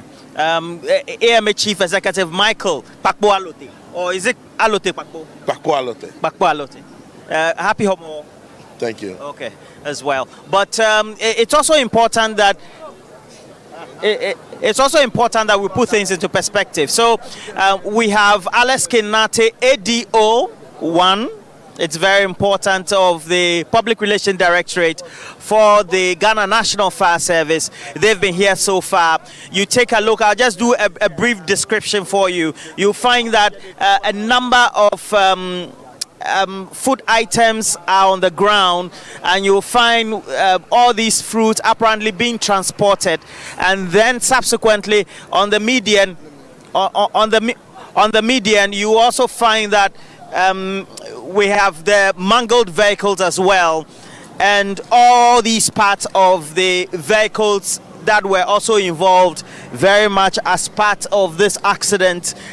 Again, the reconnaissance being undertaken based on the emergency responses by the Ghana National Fire Service. And Alex, you can say that just so these are the blood stains. These are blood stains. As you can see, these are the parts of the mangled vehicle. These are all blood stains. The blood was all over here, so we had to wash it. And so as you can see, we are using our foam concentrate. The debris, if left on the road, can cause another accident, because obviously if a car is speeding and it passes over some of these debris, it can even deflate the tire, thereby forcing it to skid off, and other vehicles can run into it. And so that's what we are doing. We are washing away so all this place, we had people lying over here. We used at the time when we brought out their bodies. We didn't have, at the time we brought out their bodies, we had to use the plantain leaves to cover them, unfortunately, because people were passing, and everyone passing with their car had their phone. Everyone passing with their car had their phones out. So this is one of the vehicles. So as you can see, it was a multi-vehicle, about 7 vehicles involved. So we have 2 saloon cars. There's this car. There's another Uber car at the back. So you see the orange Uber car. The tricycle over there also was involved. The tipper truck. There were 2 tipper trucks. There were 2 tipper trucks involved. And so as it stands right now, we are doing our best to clear the debris and make sure that there's no further damage to any vehicle coming in. So per our job as Ghana National Fire Service, what we do when we get to a scene is, 1, we make sure that if there are people alive, we rescue them. If people are dead, we retrieve their bodies and hand them over to the police. And then thirdly, we make sure that we clear any debris. And also, because it was a vehicle, there will be oil spillage all over the road, and if the cars are speeding, they can skid off. Causing slippages and friction. Exactly. So those are all important. Edu Alex Nat, it's very important. Just in case you're watching us, you're watching us from the accident scene live right here on the Accra Kumasi stretch. And so if you're moving from Accra, you get to Ofankor, just close to the Jonte area, and on the main highway. When you're going, that's when the incident did happen. So for those who were coming from Amasaman, Jonte, etc., you would directly meet the accident. So those who are coming into town, traffic is going to put you in a very difficult situation. I don't know whether there are other diversions that have been created. We'll speak to the police and get the first-hand information. But you would say that this was caused by what, based on what you have observed so far?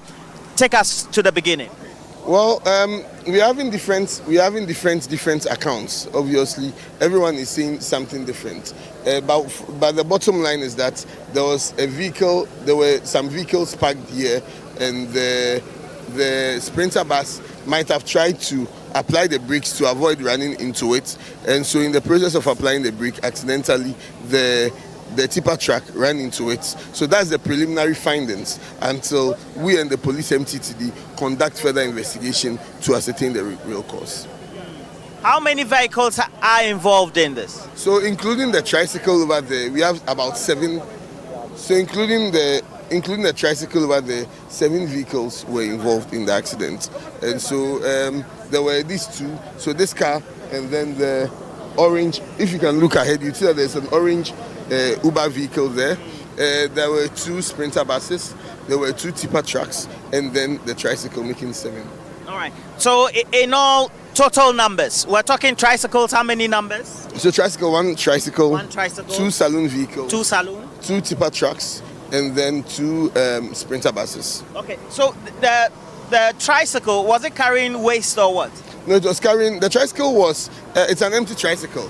I'm sure maybe it was now going, I'm sure, let's move this way, the washing is still ongoing. So as you can be seen, we are still trying to wash. So this side has been washed. You can see that this side has been washed clean. So let's come this way so that they clear this side also. So this side has been washed clean, so we are now going to wash this side also. So the tipper truck were fully loaded. So you can imagine the kind of descending on top speed with the kind of load that it was carrying. So that is why we experienced the kind of collision that's why we experienced the kind of collision that we did. And so we are doing our best. We are doing our best. With the Ghana National Fire Service, our job here is almost done. We've done about 80% of the job. What is left is this, and then hopefully we'll open the road to traffic. Okay, just to apprise ourselves of what the latest numbers are.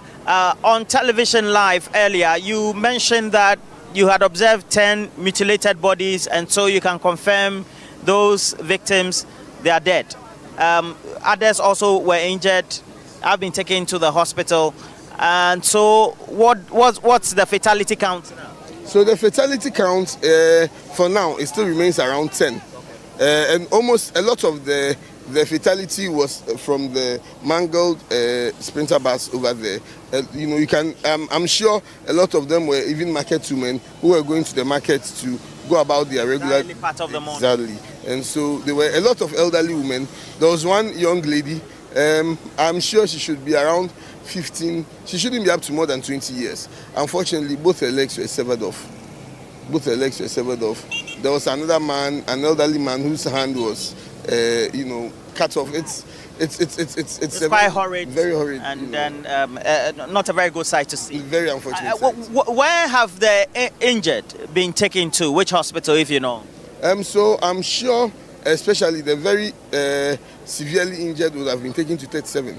Because looking at the extent of injury, it's not an injury that you can easily a trauma. Yes, a trauma. Because looking at the girl who probably lost both legs, that's not something that any hospital can take charge of. So we would be doing our follow-ups, but I'm sure they were taken to 37 and then other specialized referral hospitals. All right, so you're still wrapping up here. So what the Ghana National Fire Service is doing currently, just stay here with me and then, so what they are doing currently, personnel of the Ghana National Fire Service, when the incident took place, they quickly mobilized themselves onto the epicenter, the incident ground. What they did do was to make sure that they were able to, alongside other personnel, including personnel of the Ghana National Fire Service and then also the Ghana Police Service, MTTD, to find their implement to be able to cut into the mangled vehicles. And so you find that just at the front edges, you find the mangled vehicle in there. And then also, if you go right ahead,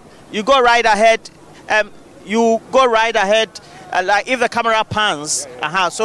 So if you find that the personnel currently have been able to put together a number of logistics. So there's a tow truck that's available to be able to tow this mangled vehicle, because this one ran into another vehicle and then was hit behind, and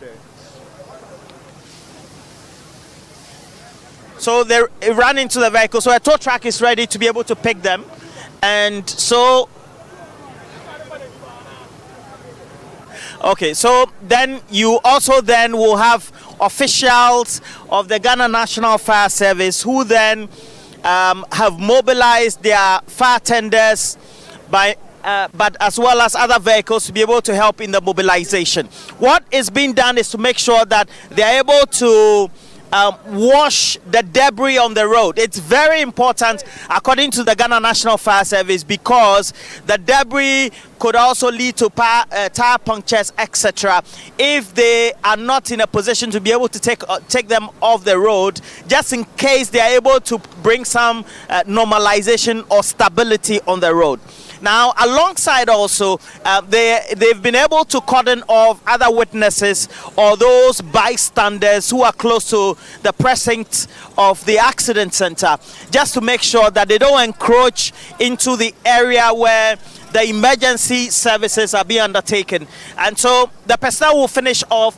They are going to take all the mangled or the remains, so to speak, of the accident vehicles, and then they will then clear the road. So far, we're told that around 10, so the numbers again are around 10 to 12, but the Ghana National Fire Service officially is staying at the number 10 of those who have died in this morning accident. Then we have more that have gotten themselves injured as a result of that. We're told of tales where we have a severed of two legs of one of the victims, so to speak. And it's not an exciting sight as it is. And so what they've done is to be able to cordon off the bystanders and the witnesses who are willing to take a watch. They make sure that you don't interfere with the rescue operations. And ADO Alex Natio of the Ghana National Fire Service also working closely in terms of the fire service and the police MTTD to bring some normalcy to this. Now, for the mop-up emergency activities, what would they involve? What's the procedure? What's the standard operating procedure for you? Okay, so as it stands right now, looking at it, it's an interagency collaboration between the police and the ambulance service. And so as it stands now, we are trying to clear the road. All this road was very much choked with a lot of the mangled vehicle. We've cleared all that from here. Per our standard operating procedure, we as a service, we are clearing the road. We'll then do our assessment that, okay, fine. Looking at it, we've cleared the road, it's good. We'll talk to the police. Okay, so the police, how do you think we should now go about being able to ease the traffic? Should we open one lane? Should we open two lanes? And so we consult with them. The ambulance are done with their work. All those who were rescued, who were not dead, we gave them to the ambulance service. And so primarily it's now left to do and the police. We are doing our part. So once we are done, we'll then collaborate with the police. And then together, if we open one lane first, we open one lane and allow them to pass. And then per assessment, if we see that they are not really obstructing or there might be more room for cars to pass, we might open the two lanes so that we'll be able, because they've been in traffic for well over almost 2 hours. And so it's not fair to them. Obviously, there'll be people who will be trying to catch a flight and they'll be trapped in this traffic. And so, have you been in collaboration with the police able to find some road diversions for oncoming commuters? Because it's early morning rush hour, people will need to get to work. We're already seeing the traffic piling up on our already congested road. This road is notoriously a traffic-prone area when it comes to the early morning rush hour. Yeah, so the coordination at the beginning was a bit was not too good at the beginning because we're all here trying to make sure that we help get people out.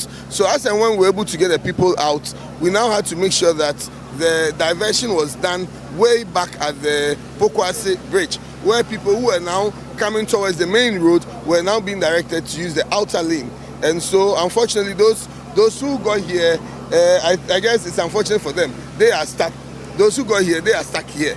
And so you realize that even through this side, there are people using this other side to get to the Fanko roundabout. And so a few diversions, some people can also use the Amomole stretch to get through to Ofanko. So we are coming up with some alternative routes for them so that at least to be able to ease the stress of the congestion. All right. ADO1, Alex Kinati, one of the best PR ambassadors for the Ghana National Police Service. Well, he's a trained communication person, so he's able to do that. But okay, so now we have the lead PRO for the Ghana National Fire Service, and okay, you're one, Bonnie. How are you? I'm fine. I see your man has been doing some great work. Yes. He started the live update, and then we're also able to catch on with the update as well. For you, I will ask you the big ticket questions because of your representation and the office that you hold. For the Ghana National Fire Service, would you say you're worried where we have incidents and people encroach, there's fire, etc.?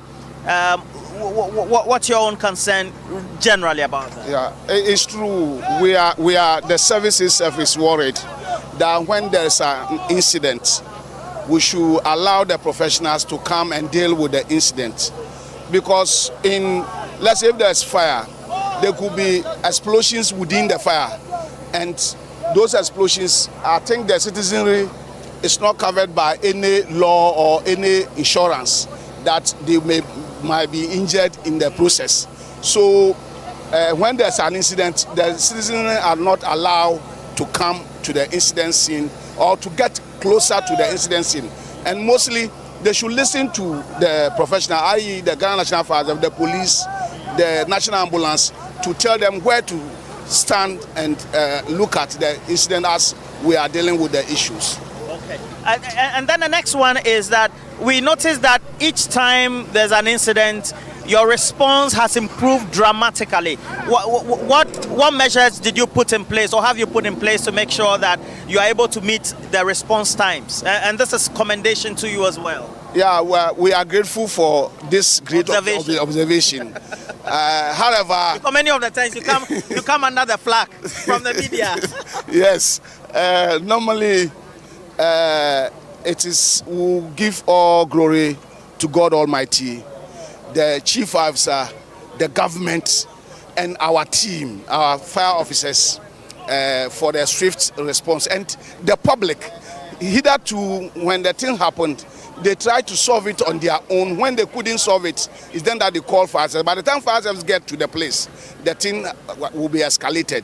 However, now, when immediately they see the thing, whether they can deal with it or not, they will call the Ghana National Fire Service. So we are able to get to the incident scene very early and deal with the situation. Okay, do you have emergency numbers? Alex is #1 ambassador for you. He's able to always be on Facebook and some of this one. But what usually are the emergency response numbers, just in case the public want also to have some relationship and call during times of emergency? We have 112 for the main emergency, that call center. It goes to the call center, and it is being routed to the Ghana National Fire Service or the police service or the National Ambulance Service. Then we have the 192 for the Ghana National Fire Service. All right.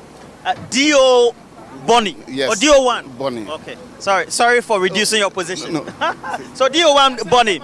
Yeah, so we'll speak to an about including the assemblyman for the area. But it's also important, Honorable, I'll be with you.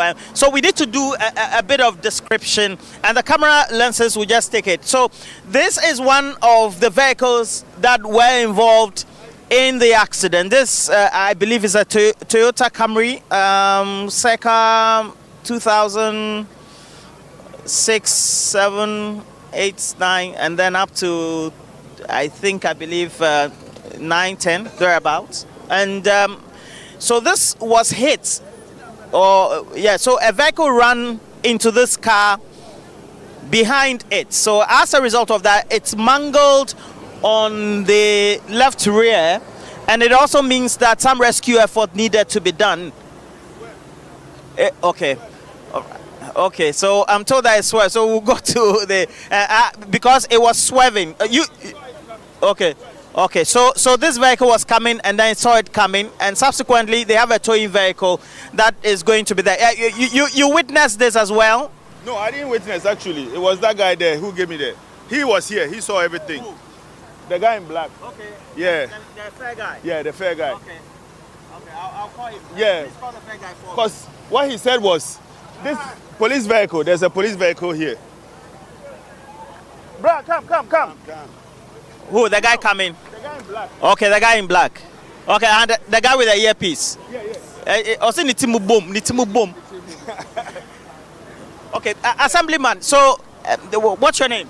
I'm Honorable Dennis Daniel Kwashi. Dennis Daniel Kwashi. The Honorable Dennis Daniel Kwashi. And your area is called? Ofankor South Electoral Area. Ofankor South Electoral Area. And at what time were you called that this accident happened? I heard around 5:30, so I have to rush here. So when I came, in fact, the whole place was very bad, and the dead bodies were being taken away. So I met one of the eyewitness. So he narrated a story to me. He told me that there's a Boboya which was knocked down by a Toyota driver. So the driver did not stop and went away. So the Boboya, the driver died on the spot. So the police van came and met the dead body. So the police van, the white van that is parked there. So it's only one police officer in the car. So he parked and started stopping the car to direct the traffic. So when he parked, he says there is another tipper truck driver who did not know what is happening. So when he saw the policeman stop him, so he stopped. Then there's some cars behind, an other passenger car behind. So he did not know that the truck has passed. So he came and hit the truck. Yes, he came and hit the truck. Then there's another third car who did not know that there is an accident. So he also came and hit the passenger car. So the passenger car got cramped in the middle. In the passenger car, that is where the passengers were. About 15 passengers were in that van. So I can tell you, almost all lives gone in that very van, in the van, because it was in the middle.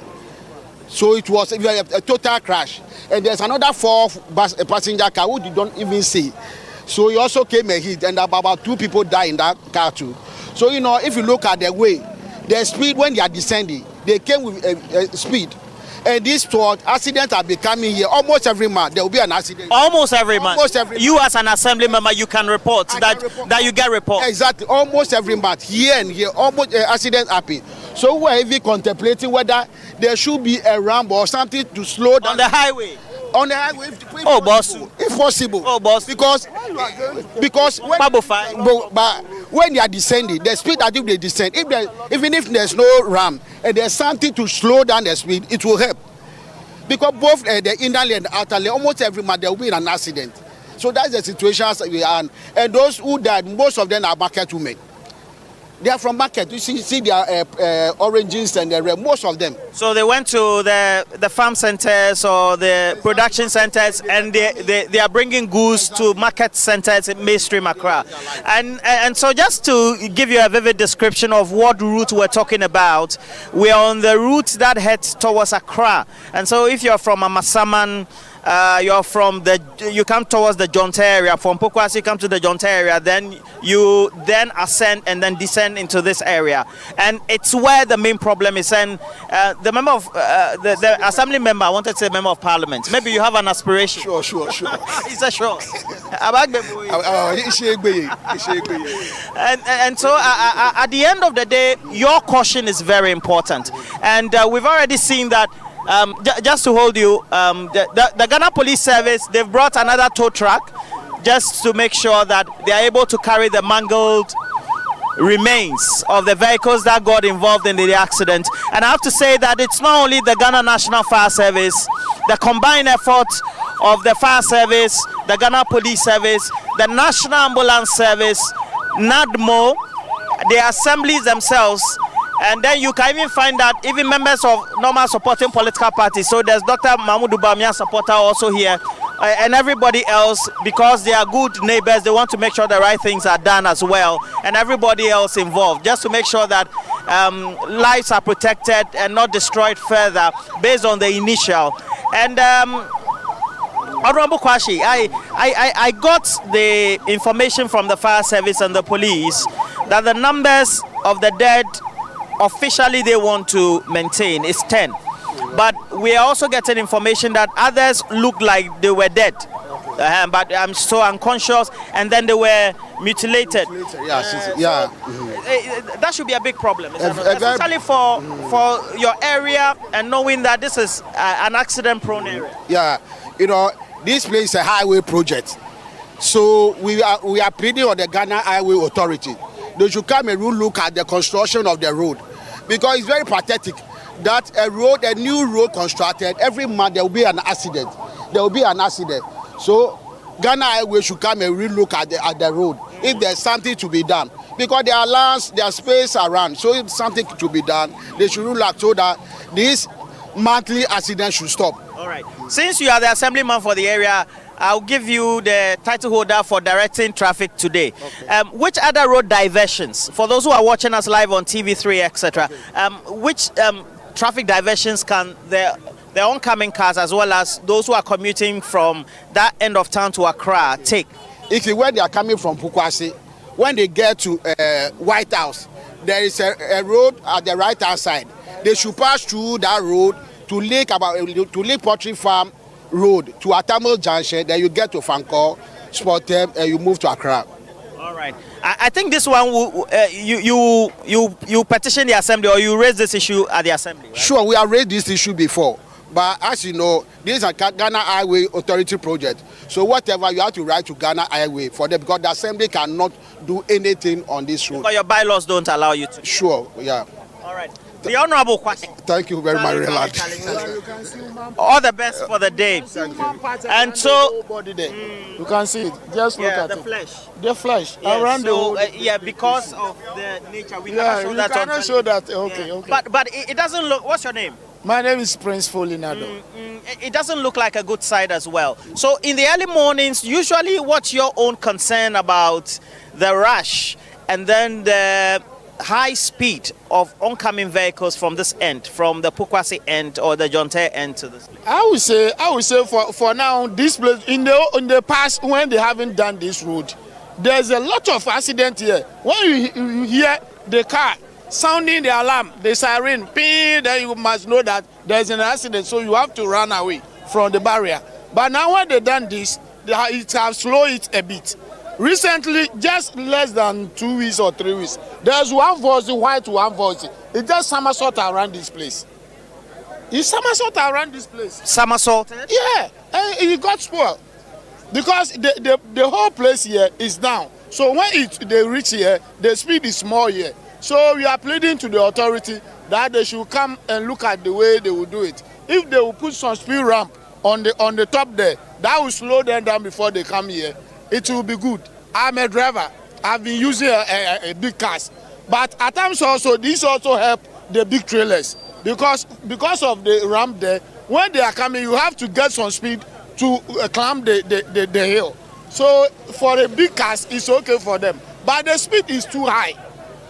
The speed is too high. Especially when they reach around that corner there for descending, it's too much. So we are pleading with the drivers, they should exercise cautions for the way they do their thing, the way they drive.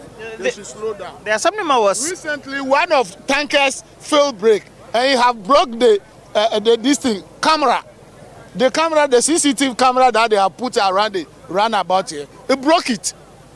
One of the trailers. So later on they can't carry it away. You can go and verify it. It's there. You have broke the CCTV camera around the roundabout there.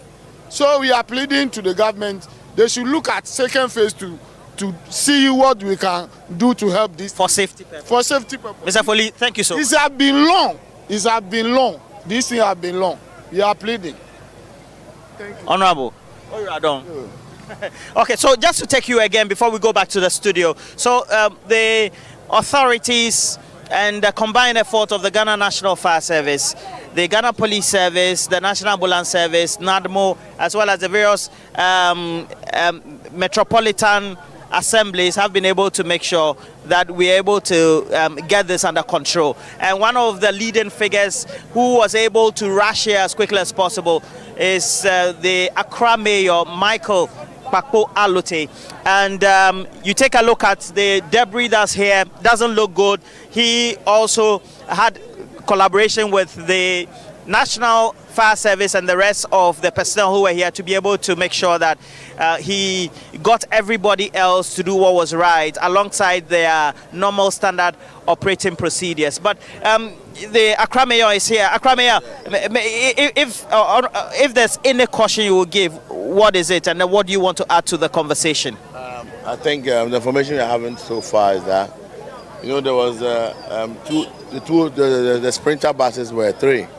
So now they've rushed 13 people into the hospital. We lost one more person, so now the death is 11. 11. Yeah. Okay. And we're told that many of these dead or the deceased or those who lost their lives in this and the affected, many of them were carrying food items from and then to main Accra. And that should be a concern to everybody else, shouldn't it? Yeah, but you see, it's quite unfortunate. Sometimes things like this, nobody sees coming. But when things happen like this, we take the opportunity to put drastic measures in place that this will not happen anymore. Okay, and one of your assembly members was saying there has to be a relook about the structure of the highway, but even though I said it was a highway as well, would you discuss that at the assembly and then scale it up to the Ghana Highway Authority? I think we need to stop people from parking cars here. That's a major challenge. We need to put no stopping, no parking. I think this is around this stretch, because if the road is cleared and you are speeding up, there is nothing to. Why don't you put a permanent tow truck or assign them so that if somebody parks, then you tow? We are going to look at that. We'll look at that. Yes, look at that. Okay. So the mayor of Accra, that's the chief executive for the Accra Metropolitan Assembly, Michael Pakpo Alote, is the last person who spoke to us. We spoke to a number of eyewitnesses as well, and the incident doesn't look good. We're told that 11 people have so far died from an accident that was first reported some 2 hours ago, and subsequently we had the National Fire Service, the Ghana Police Service, as well as other personnel who were able to mobilize here as quickly as possible, and they were able to look at some of the emergencies and the responses that could be had. And for many of them, they always say that one of the lead eyewitnesses was there. So this gentleman is credited as having first-hand. He said he doesn't want to. Okay. So he doesn't want to show his face. So that'll be it. But me, yes, na Osha Yamano AC no first no. A dear pots in the sea. What can you tell us? The IC and he said, you were your station one, and I etic ban, and I buy no, and we say, Mote young bang. Etic ban, and I was say, you buy no, and we say, Moto Boboyano, and I was say, Boboyano, I done say, now on the suko say, and I done say.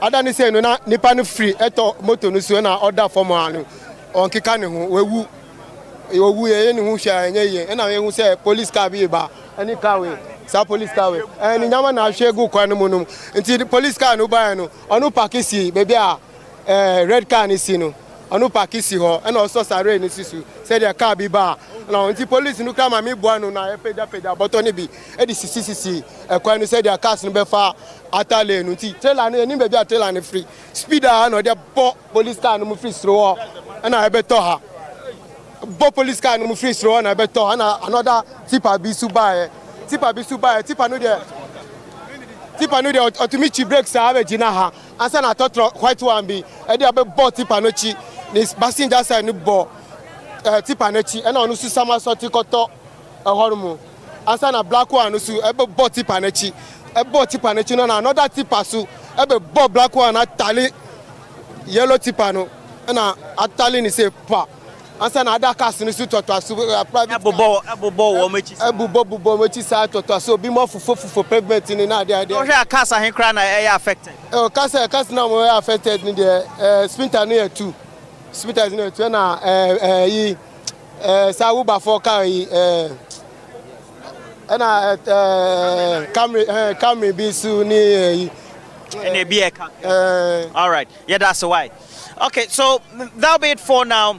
We have to go back to the studio and continue the conversations thereof, but we're still monitoring the situation right here. It looks like all is wrapped up. We're told that 11 people confirmed so far, but we still have a lot of injured people at the hospital.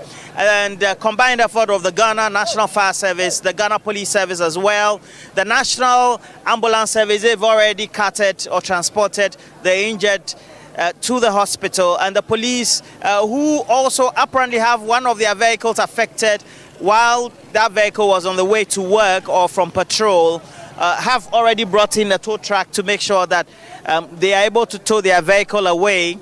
But other vehicles also have been affected. We've already communicated the routes that you need to take, but the accident scene and the clearances are being undertaken by the National Fire Service, NADMO, as well as the Accra Metropolitan Assembly officials right here. We'll go back to the studio.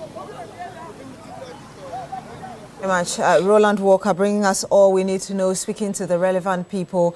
Unfortunately, the death toll, as we heard earlier, has increased from 10 to 11. And you also heard the number of people who have been rushed to the hospital. You can be sure that we'll bring you all the updates. Stay with TV3 in the course of the day, and we'll bring you all that you need to know. But I want us to return to our conversation earlier about the acquittal and all of that. But I know that before that, there's so much that we heard that you would want to just give your preliminary thought on. And you were on the floor before we went on that break. So I would give you that first opportunity. This report by Roland just gave me chills. I mean, I feel my skin is actually crawling. I am broken. You see, nobody leaves home with the expectation of not coming back home. And behind the scenes, we see real mothers, real fathers, real breadwinners, real hope of families, I am very, very broken. And if what broke my heart is the fact that it was plantain leaves that were used to cover the remains of our dear friends, brothers, sisters, and parents. And what breaks my heart the more is the fact that when you hear the whole story, I mean, it looks as if the whole thing was caused by an aboboya.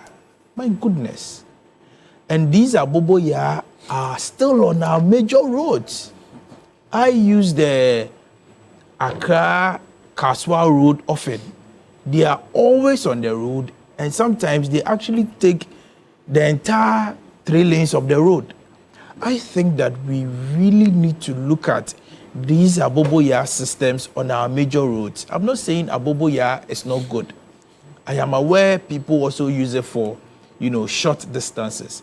But we should try as much as possible to ban these aboboya tricycles from our main roads, because 11 people have lost their lives as a result of no fault of theirs. They are just going to work to make ends meet, and their family people will realize that their mothers, their fathers have lost their lives through road accident. This can happen to anybody. But you're a lawyer. I'm sure you know, as far back as to 2021, the then Accra Mayor Henry Quartey said that we should ban aboboya on our major roads from the 1st of November. He expressed this opinion, but the power doesn't lie within a minister's hand to ban it. I'm sure Parliament would have to pass an LI, regulating these tricycles and these motor vehicles. And so I am shattered. In fact, I am so goosebumped to the extent that I don't think that I can even continue with the discussion on Sedinam Temaklu, because at least she has her liberties now. At least she has been able to secure her liberties through a very well orchestrated, choreographed, planned, process. And so she's at home by now. I'm sure she's watching this scene. Beatrice, what more can I say? What more can I say? I am very terrified by what I've just seen. And I think that I am dedicating the rest of my time to sympathize with the families.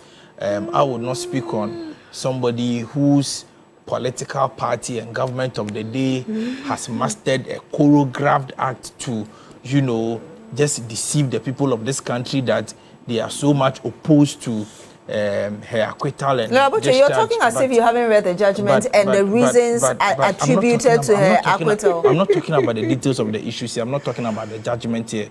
I'm talking about how I feel about the road accident and connecting it to how a government has choreographed everything to get to this point. And so, Beatrice, I would land here so colleagues can also have their bite. But I just feel scandalized by what I've just said. I mean, it's heartbreaking.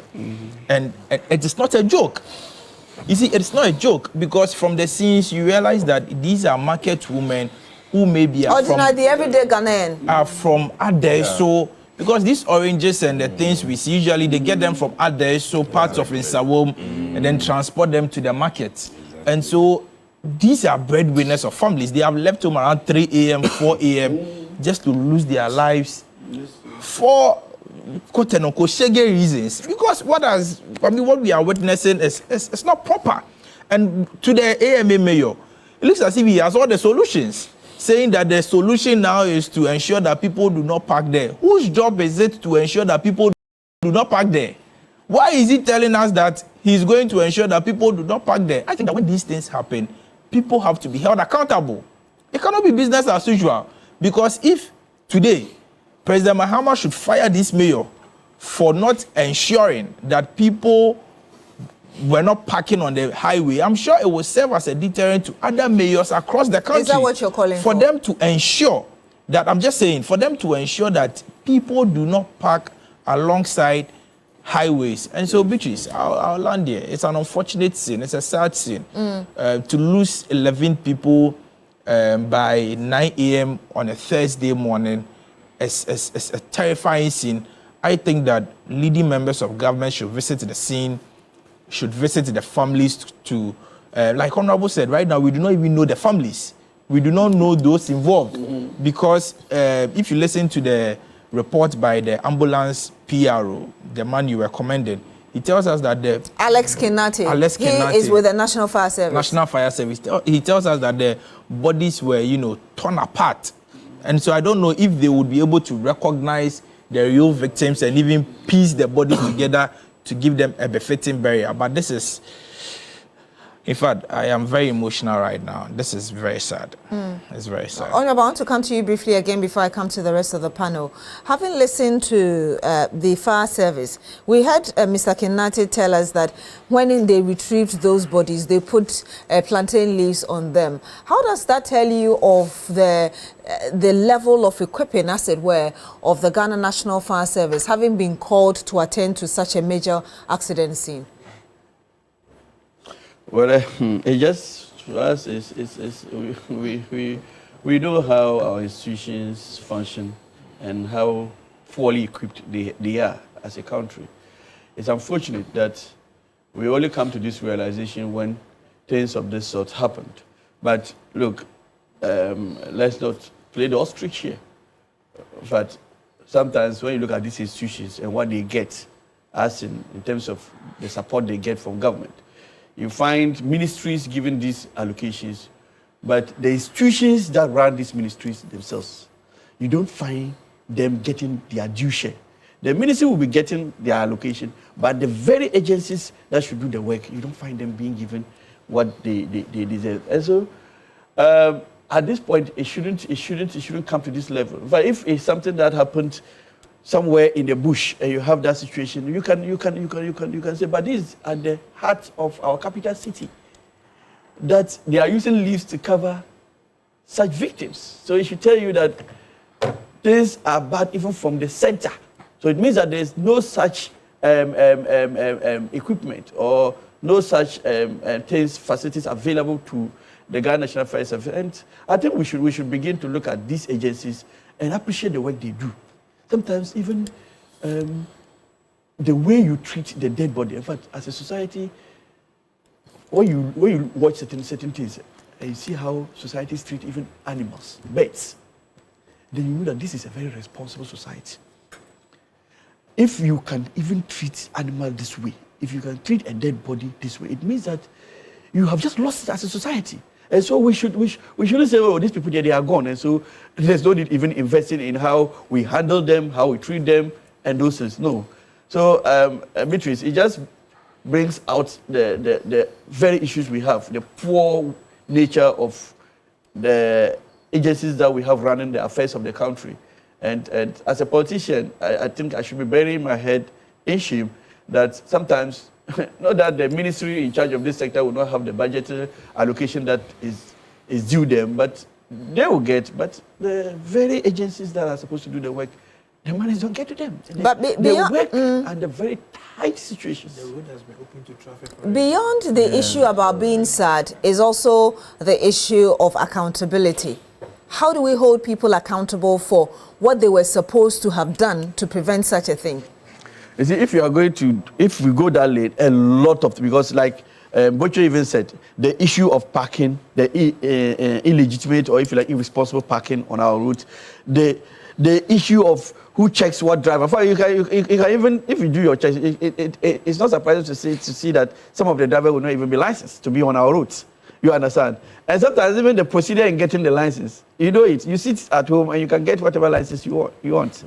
So almost every aspect of us, if you are going to do this, trust me, you go and you have to find out even advice. But can't we start from somewhere holding people accountable? No, because it has to start. In other places, if I were supposed to put certain measures in place and I didn't and something bad happened, I wouldn't even have to wait to be sacked. I would resign. But we've seen even ministers, even prime ministers resigning over petty things. This is the highest form of public service that you have. But here, the way we run our things is quite disappointing. But I think the axe must fall. We should begin to crack the whip in some of these situations. But some of the agencies, sometimes before you crack the whip, you must ask yourself, have you provided the necessary support that agency also needs? You understand? And so the agency even that is supposed to provide the support, it should be held responsible for not doing what it's doing. And then those who are supposed to check drivers, check vehicles, some of these vehicles, for they don't even have proper roadworthy certificates. And even the roadworthy, you don't take your vehicle anywhere to get roadworthy. They don't see your vehicle, but they give it, they certify it. So. I want to come back to you, Lawyer Elijah, the bit about the need for us to put in the necessary preventive measures. These are 11 lives which have been lost. And the others who have been injured, for the young girl who will have to live with this permanent injury for the rest of her life. But it's so sad to see because, as you said, you've done a report on this. You mentioned, but it seems nothing changed. Or they say the more things change, the more they remain the same. Essentially, we have the same conversations every few weeks, and then we move on with life. As you can see from the images, they've already opened the road.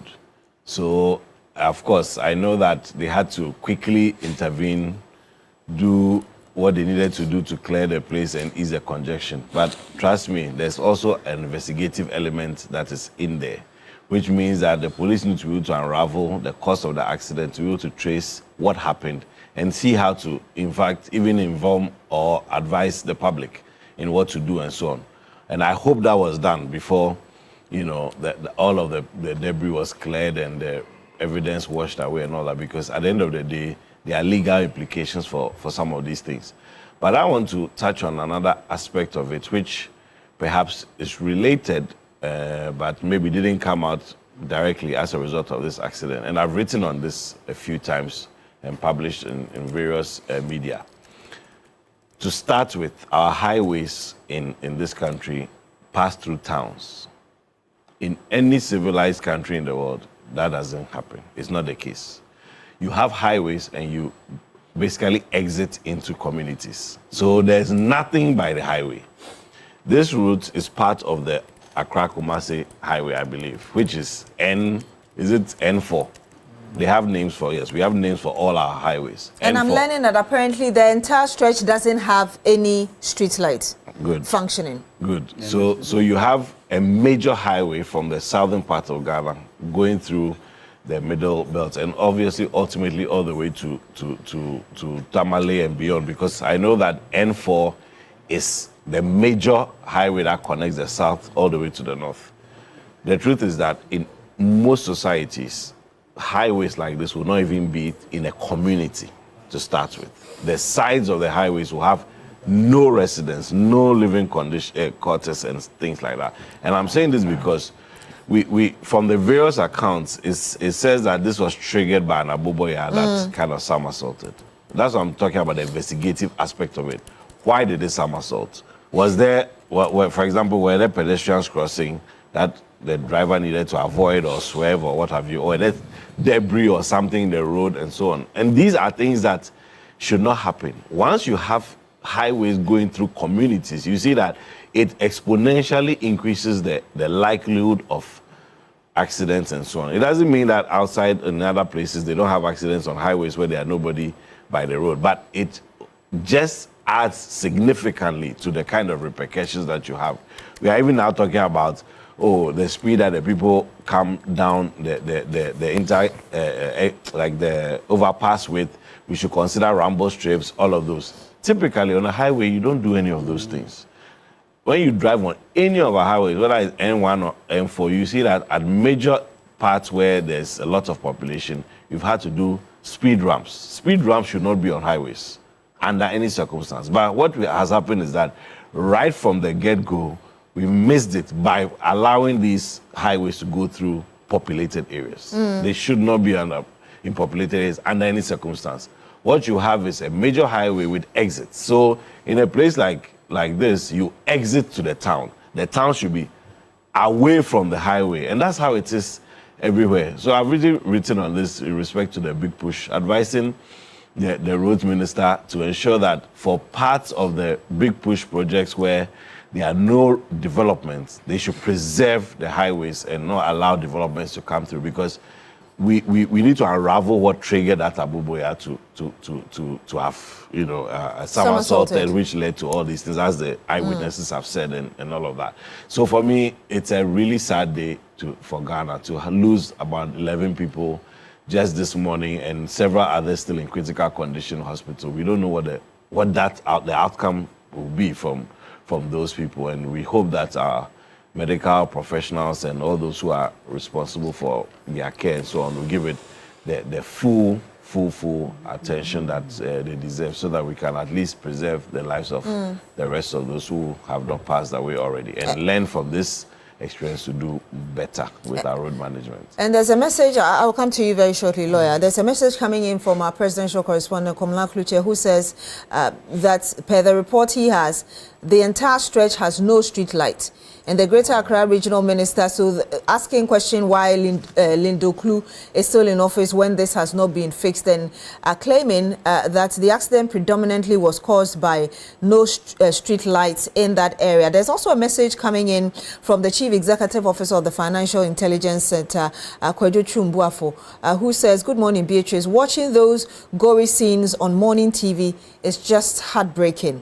I have a simple question. What has happened to the crash barriers that are purposely installed on the medians to prevent rollovers from the opposite sides of the roads?"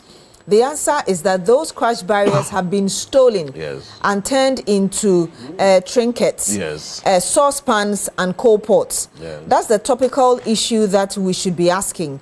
No one can prevent accidents 100%, but roads are designed with casualty mitigation in mind. Absolutely. How has such a practice gone unchecked throughout the years? And obviously, the authorities who are supposed to be looking at our roads, the Highway Authority, the Road Safety Authority, and all of those involved should be perhaps helping us to answer these questions, the Roads Ministry as well. Absolutely. Lawyer, what are your further thoughts on what we've brought us so far? Yeah, I think there's a lot to be done. And as you spoke of the highways and these things that have to be on the road to prevent these things, where I live, there's a particular traffic light. I've lived in that area for about 13 years. We've reported over and over again, and that traffic light still doesn't work. You see, when you are going straight, the red, gold, green, it works. But when you are turning left, it hasn't worked for 13 years. So what? Yes. So you know that when it turns red over there, that's EcoBank traffic light at Bachona, Spintex. Oh, okay. When it turns red, then you know that those going left, even though it doesn't work, you assume it's green for you. So we've all become used to it. These things have to be checked. And Honorable said something I want to latch on, the licensing regime. Because from what the eyewitness said, he said a tipper truck came and hit the police. And I want to commend the police for what they did, putting on the lights and all that. How come whoever was driving the tipper truck or whatever didn't see those lights and ran into it? Probably that person was sleeping. And what business do you have driving a tipper truck at 4 a.m.? You see, we need to look at our licensing regime. Probably that person didn't even have a license or got a license. There are people who say that those who went to driving school are not good drivers, so they insist on learning driving elsewhere. We should come to the stage where, aside even having your license, there should be a way to check that you have been to driving school and you are capable of driving. We also have applying sanctions. What has happened here? We have to check the speed that the various cars were driving. We're a country where we are compassionate, we are emotional, but when it comes to these things, we have to be stoic. I appreciate the fact that Ghanaians, we are brotherly and all that, but we have to put feelings aside. Investigate right from the Abuboya to all the cars, the drivers. Why were they driving at a certain speed at that time of day? Because I know that Ali is on a Tamamoto with the speed limit is 100. I assume maybe over here too, it may be the same. Some of the cars shouldn't have been there at that time of the day. So we need to look at these things. The licensing regime, the road conditions, street lights, traffic lights, rumble strips, and we also have to look at applying sanctions. All those who were complicit in this, including those who should have ensured that the street lights were there, but are not there. And we talk about these things being stolen to be used as trinkets. Have these people been arrested? Sometimes we see them around. You see people carrying things that we call junk. But I mean, listening to you, we seem to be concluding that it's a society of entire impunity. Where do we start from holding people accountable, just so we start correcting the errors that we've lived with for these years? I would say that it starts with us. It says charity starts at home. If everybody was to hold themselves accountable, and then after that you go to the next step. If you see something, say something.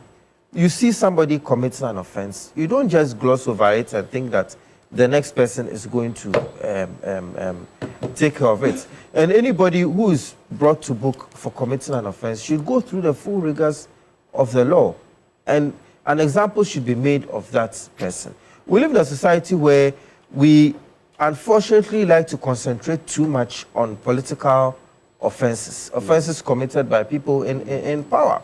But somebody who has gone to steal covers or something, these things should also be given prominence, because these little things that we think are little, they have a ripple effect, and they cause all these things. I don't know about, that's why I want to come to you, because you're a member of parliament.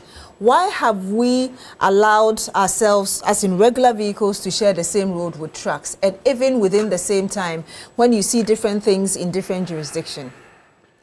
So you see, some of those ones are safety measures. You see, when you pass laws, it's not everything that you can have in the laws. That's why for every law act you pass, especially these ones regulating certain activity, you always come with the regulations. So but this is a major thing, because you see trucks driving the same time. Oh yeah, so those ones mostly they are regulated by allies, because you see, when you pass an act, it has to be put into operation. The operationalization of the act is by the allies, and so some of these allies have this provision. But you see, as for me, our issue is not so much about the laws and the regulations. The whole issue is about the enforcement, and that we have said over and over again, that it's just like those who are supposed to enforce are not enforcing. And no one is doing anything about that activity. They are not enforcing. So you see, out for Parliament is just as good as passing the law. There are laws that regulate every aspect of our lives. But ask yourself, about 50% of those laws are not being applied. Why? Because we have people in these offices that are supposed to be implementing this, taking their salaries every month. Yes, and that's so why are they not doing what they are supposed to be doing? That is what we have to insist on. So we have to insist on the agencies and the institutions that they should do their work, and we should have standards. The unfortunate thing about us is that we do not have standards. We accept just anything. And when you build a society where anything passes, then it becomes a mediocre society, because everything goes. And then when you are hit with some of these things, then it exposes the inefficiencies in the system. What are our standards? When you go to advanced countries, look, in Essie, in Joburg, when you are on any of the highways, for instance, you are on a highway from, say, Joburg to Pretoria. When you hit the highway, do you know that if your car should develop a fault, there are some short posts like this. The height is like this. Each pole has a particular number on it. When your car stops you, when it will stop, you will definitely be closer to, because the poles are not too far from each other, you will definitely be closer to a pole. Now, when you stop, or whatever happens to you when you stop by the roadside on the highway, when you call the police, they will ask you, first of all, call the number for us, the immediate number on that pole. Then you mention the number. The moment you mention the number, I tell you, in less than 10 minutes, you have a towing car there. Oh. Less than 10 minutes. And each place, they have a defined distance. Each point you stand, you see one there. They don't need to ask you to give them long directions. And the cars are so positioned that you don't need one to come from Abasaman to rescue somebody, say, on the motorway. No. Each place is given some designated attention. And not just the towing car, they have mechanics. And so when they come with a mechanic. If it's something that can be fixed immediately, They fix it. We have smart engineers in Ghana. Why have we failed to implement all of these when we are considering constructing roads? No, the issue is that the engineers are there, but do we even have the policies? Is it a priority for government? You see, government priorities are also very key, because we have to, if our priority is what we always have. Look, well, let's ask ourselves, when politicians bring their manifestos, we are always not talking about how they can better the already existing systems we have. Everybody's looking at new ideas. Everyone has new things. Oh, they come to do this new thing. That is what we are. And so the politician in drafting his manifesto, and even in implementing, they are always looking at doing something new, so that the politician will be credited with, oh, I bought this, I bought this, I bought this. But which politician will draft a manifesto? And let's, if we can tell us as a society, we don't need you to come and tell us, don't do anything new.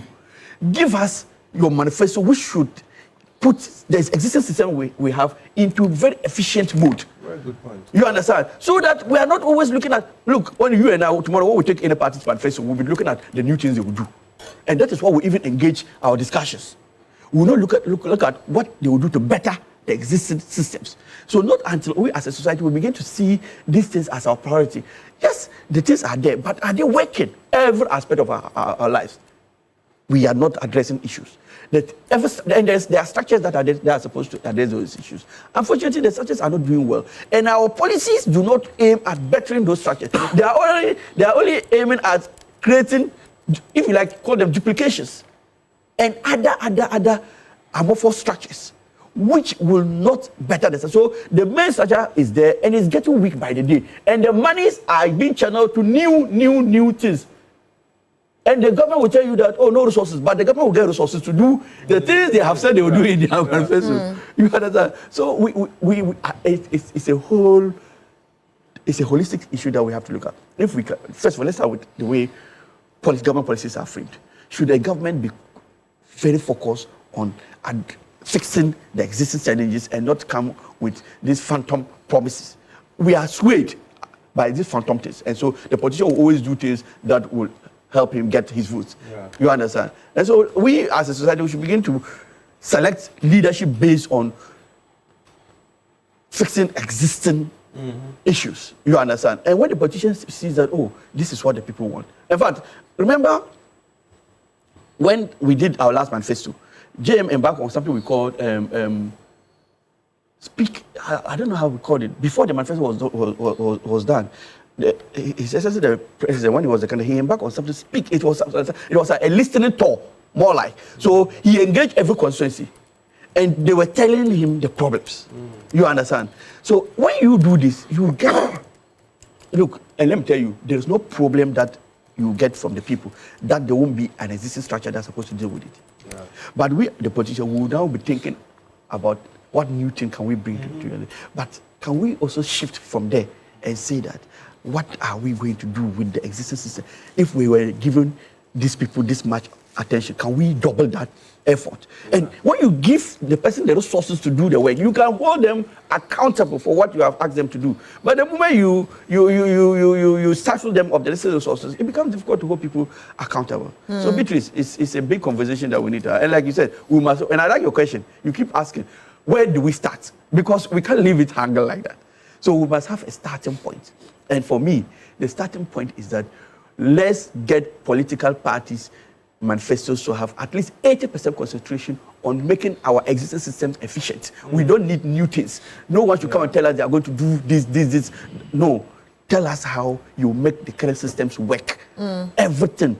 For every sector, let's concentrate on what we have in place and look at the laws and let everything work. Look, if we make our systems efficient, we don't need new things to solve the problems we have as a society. And what you were referring to is the Building Ghana tour, which was the interactive listening and campaign tour launched in 2023 ahead of that in communities. Yes. But I want to get your 30-second thoughts on, he's told us where we should start from, political parties. In your perspective, where should we start from in fixing the errors? I will start from where he landed.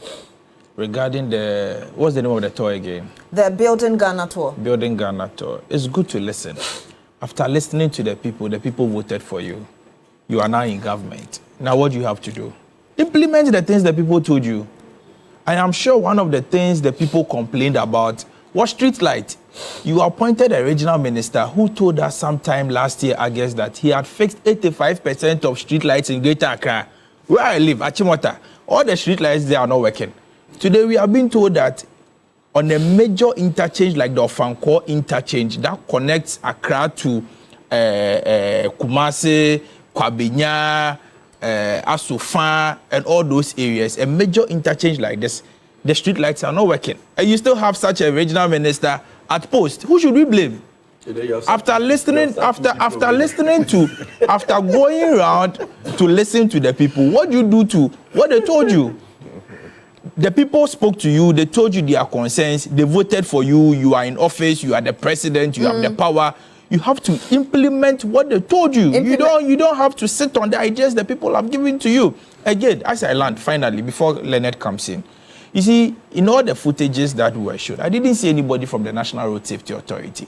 I think that we should have road safety patrol teams, because from the report, it is clear that when the Abobo Yard broke down, a police officer who was, passing by, or a patrol police officer parked, switched on his lights and, tried to mitigate the issues. But even that is what caused the issues.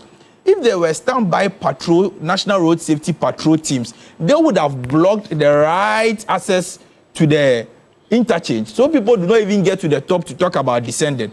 And so I think that there needs to be, the laws are there, the agencies are there. The president has appointed people to work in those agencies, but the people are just sitting down enjoying salaries from taxpayers' money. They are doing nothing. And I think that it is an unfortunate thing, and it's honorable.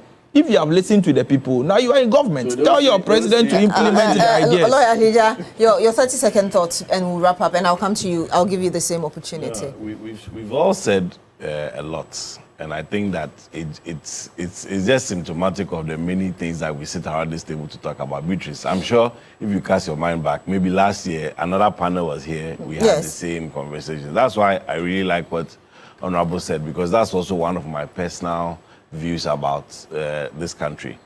We have so many things on the books already. We have laws, we have regulations, we have policies, we have things, all written and documented. Implementation and enforcement is one of the biggest challenges that we have. And the truth is that it is tied not only to the state institutions, but also to individual citizens and Ghanaians. Because as you read out what Chumboafo said, and I totally agree. You have metal, the metal they use for the median mitigation to block sites. You see that people go and take them and sell them as scrap. That is Ghanaians. In fact, even the street lights, we've had incidents where people literally were taking down street lights to go and sell. And even the rail lines were at one point. So it is not a matter for just the authorities, the whole nation. And even under our constitution, Article 41, every Ghanaian citizen has obligations to the state, because in as much as we have our Chapter 5 rights, everybody talking about rights, freedom of speech, freedom of expression, freedom of this, freedom. When you have freedoms, you must also have obligations. And one of the obligations that we have as Ghanaians is to safeguard and protect national assets. And these investments that have been used to do roads, to put in the media and all these things, to pay all these public officials and so on, is all related to getting the job done. So we should safeguard it by also doing our part. Alfred Menso Numa says, please tell your panelists that it's not about laws, bills, etc. I have been convinced beyond reasonable doubt that we, Ghana, are mainly interested in passing laws without establishing the required infrastructural requirements for such laws. Please, your 30-second thought. As a legal practitioner, I always tell people that we have so many laws that all of us here, if we were to be subjected to the law, we'll all be guilty of something as we sit here. You see? And Lom, I'm glad he quoted Article 41, because my thoughts as we were talking, there's a Bible verse that says that there was a certain time in Israel where there was no king, so everybody did as they pleased. I'm not saying that is what we have now, but one question that rings in my mind is, who is in charge? Who is in charge? And as Ghanaians, we should tell ourselves that you be in charge. We used to have very active neighborhood watchdog committees. And I quickly Googled Article 41 because I don't have my constitution here. And one of the things that it speaks of is protecting public property. We should have a reactivation of these neighborhood watchdogs. Relying on the top-down approach is not working too well. We should augment the efforts of the state. We should go around, assist the assemblies, keep them on their toes. If you see anything in your area, a traffic light that is not working, a road that is in bad condition, a driver driving recklessly, you should be able to report them. And you shouldn't act alone. We should, at my area, we have a neighborhood committee that sometimes we even contribute to fix the road because we are not waiting for the states. So we should all stand on our Article 41 responsibilities and make sure that we brighten the corner where we are. I cannot go all the way to Ofanko to go and help, but where I am now, I can help. Where Kwesi Jr. is, I think he said he lives around that yes, place. That's his constituency. He's also been assisting in a way. Let's all brighten the corner where we are. And all our efforts coming together will make a better nation. We'll make a better nation. Thank you very much. And for all of those... I just wanted to add something, just a second. On the issue of the efficiency, and I was referring to South Africa, there was a meeting I went into in South Africa. You know what? In that meeting, they were doing a presentation. And in the presentation, it came up. They were able to tell us at that meeting the number of potholes in that country at the time we were sitting there.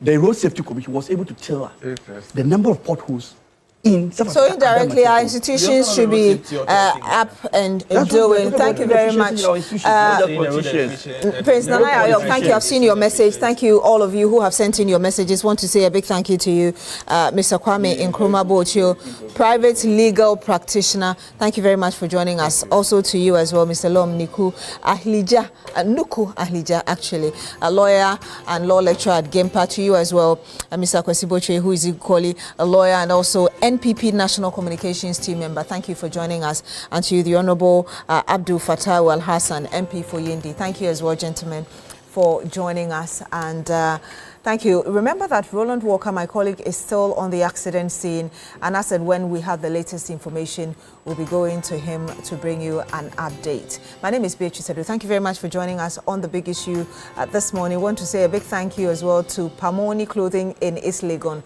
for my costume this morning. Just stay with us.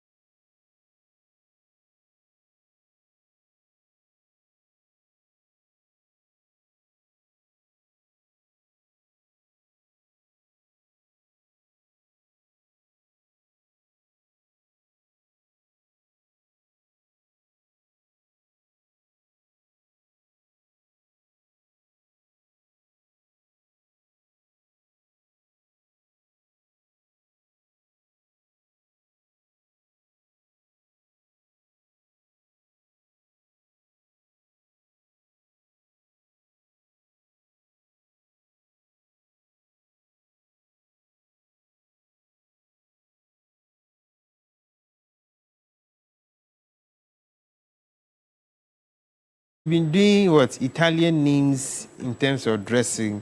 I'm seeing hair to which is this one to where is it from? This hair was styled by Surprise Salon.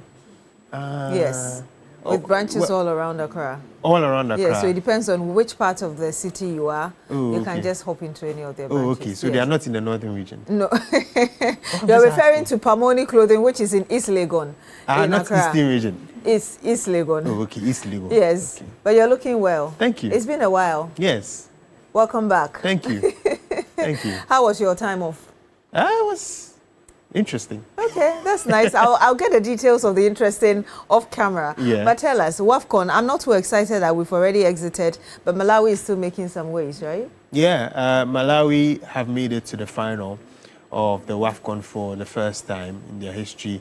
They've been the giant slayers, basically, slaying all the giants that they faced. They defeated Nigeria in their first game, defeated Ghana in the quarterfinals, and have now defeated Algeria also in the semifinals to reach the final of the competition, where they'll be facing Cameroon. Cameroon themselves defeated host Morocco on penalties. So we are going to see a new winner of the WAFCON title for the very first time. Remember that the WAFCON has been powered by Goldfields Ghana. They have been supporting us in the coverage of the competition. So a very big thank you to them. And yeah, we'll see Malawi versus Cameroon face off in the WAFCON final later this week to decide who wins. Of course, these two teams have already qualified for the Women's World Cup for next year. That is something that Ghana would have to push for later today because they'll be facing Ivory Coast in a playoff. And when they win, they'll qualify for a confederation or an intercontinental playoff, which would drag a bit. So, why, in your thoughts, do you think we haven't performed so well? Because really, it's not been that impressive. Yeah, I feel there are a number of factors. Age is a factor. Maybe they weren't as prepared for opposition like Malawi also.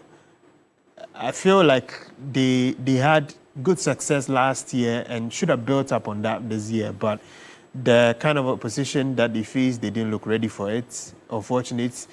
And so we're seeing them having to go through a longer road to try and qualify for the Women's World Cup. And a lot has happened in the last 24 hours or less than 24 hours regarding that. There was a statement purported to have been written by the Black Queens, although it wasn't signed officially by the Black Queens. But what I can say is I did see a key member of the team actually post that statement on her IG story, but has deleted it.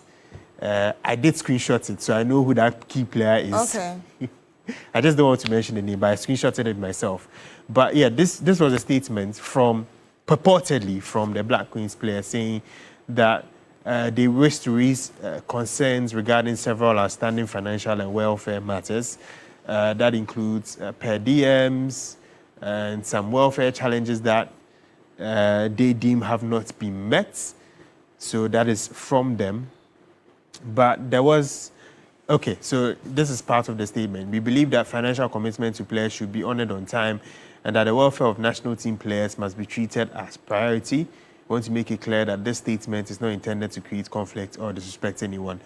The minister only came only once during our first official training session, and the president also attended the same session. Apart from that occasion, we largely had to rely on ourselves, our teammates, and our technical staff throughout this journey.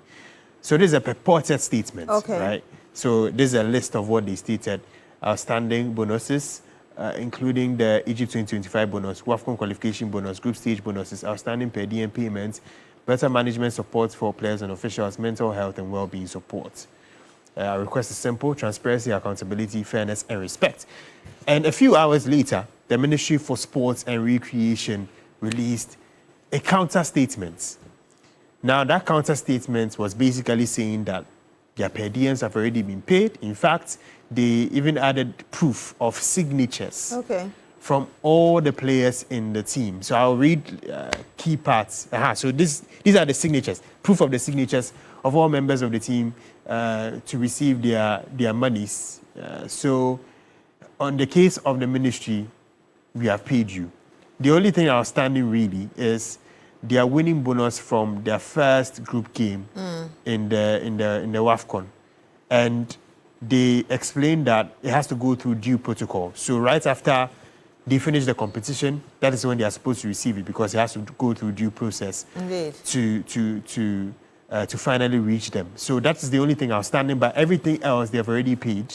So obviously debunking the earlier report from the supposed Black Stars Queens representative, as it were. Yes, and I'll read parts of the ministry statement now. Let me read this one. There was no government approval for the payment of winning bonuses for the WAFCON qualifying matches against Egypt, and this position was communicated to the Ghana Football Association. It is therefore inaccurate to characterize a payment which was neither approved nor established as an entitlement as an outstanding government obligation. This is one part of it. You remember they beat Egypt home and away to qualify for the WAFCON. Yeah. Yes. So the previous statement from the purported members of the Black Queens was that they were supposed to receive bonuses for that. The Ministry of Sports and Recreation said that they had already established that there was no bonuses to be paid for that particular qualifying game. So So this is another part, right? The ministry also takes note of the concerns raised regarding player welfare, health, and mental well-being. The Black Queens are currently supported by a comprehensive team structure comprising a team member, team administrator, 2 physios, a medical doctor, a nurse, a dietitian, a chef, 2 management team members, and additional technical officials, all providing the necessary medical, nutritional, administrative, and general welfare support throughout the tournament. So, an actual full debunking. At this critical moment, the Black Queens are preparing for an important FIFA World Cup qualification playing against Cote d'Ivoire.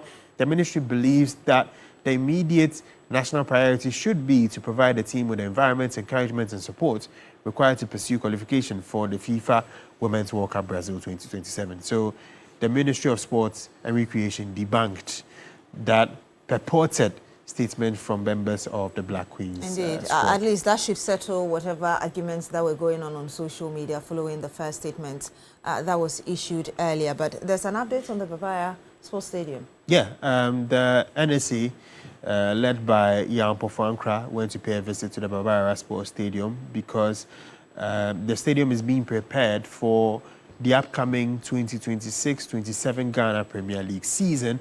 And so he came to have a look at it. There was a viral video days earlier or weeks earlier on how the grass was being treated or how the workers were trying to resurrect the grass. And it didn't come out, it didn't go down well with people on social media. Now, Jan Pofuankra paid a visit, and my colleague Emmanuel Owusu was there and filed this report. Okay, so we'll have to bring you that story later, but we need to move to the Netherlands now. Yeah. Yes. Xavi Hernandez has been appointed as the new coach of the Netherlands national team. A bit surprising because he's Spaniard and he's not someone really linked to the Netherlands, but they have deemed it very important to appoint him. There was someone like Roberto Martinez who was linked to him. But Xavi did a good job at Barcelona before leaving for Hansi Flick to take over. This is his record: 239 games, 157 wins, 36 draws, 46 defeats, a win percentage of 65.7%. That's a very high win percentage. So he'll be looked up to actually produce very good results for the Netherlands leading into the 2030 World Cup, because that's how long his contract would last, and then the 2028 European Championships. And then we have the UEFA Super Cup. Yeah, PSG defeated Aston Villa by 2-1 to win that UEFA Super Cup. Varaskelia and then Desiree Doué score for PSG. And that means that Luis Enrique now has 13 titles as PSG coach. That's the highest by any PSG manager. And he's really led them to incredible success over the past 2 years already. And it looks like they're on their way to even more success in year 3. So kudos to him. brilliant from PSG, and of course we'll see how they perform in the Champions League. Here's a breakdown of his 13 trophies at PSG: 2 Champions Leagues, 3 Ligue 1s, 2 Coupe de France, 3 Trophées de Champion, 2 UEFA Super Cups, and then 1 FIFA Intercontinental Cup. Messi bidding for farewell to his dad. Yeah, his dad unfortunately passed away. He released a very emotional statement, and he sort of hinted at retirement from football because his dad was really close to him. Yeah. His dad used to attend a lot of his football matches. Here's that statement. I don't know what I'm going to do without you. I don't know how to carry on. All I ever did was play football, and now I have serious doubts about whether I'll keep doing it for much longer.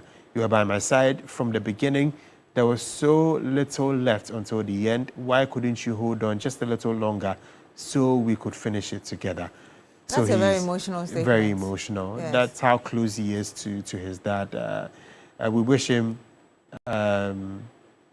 strength in a very difficult period because his dad was a really important part of who he is as a person. Yeah, and you're back at 10, right? With Sports Daily. Yes, we have an exclusive interview with Rahim Ayu coming up on Sports Daily. So do tune in and you listen to, one of the Abedi Pele's children and his career and then, relationship with his brothers and all of that. I look forward to that. I hope you do as well. Thank you very much, Debilishan, for bringing us the latest in sports. When we come back, we'll bring you some more conversations. Do stay with us.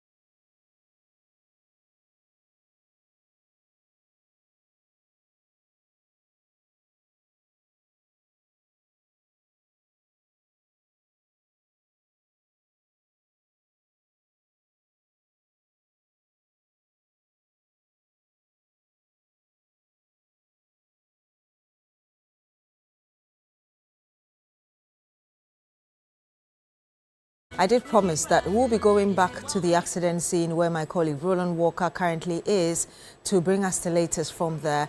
We're returning there now. Roland, if you can hear us, what's the latest?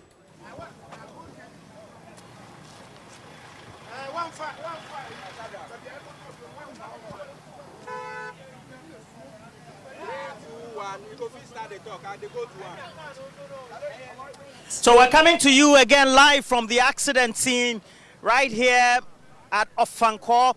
And if you're heading from the Jonte area, you might even before then be coming from the ACP Junction or Pokwase and heading to Accra. It's where we have the accident scene. So far, it looks like the road has been cleared by the Ghana National Fire Service, the police, MTTD, and other officials who came here, including the National Fire Service and then also the National Ambulance Service, taking away the injured to the hospital for some treatment. We're told that since the initial injured persons were transported or carted to the hospital, we've had one more of those injured, adding to the fatalities that have been recorded. So the casualties are high, but also same has been the fatalities. 11 so far for a gruesome morning accident that has witnessed over 7 to about 8 cars that have been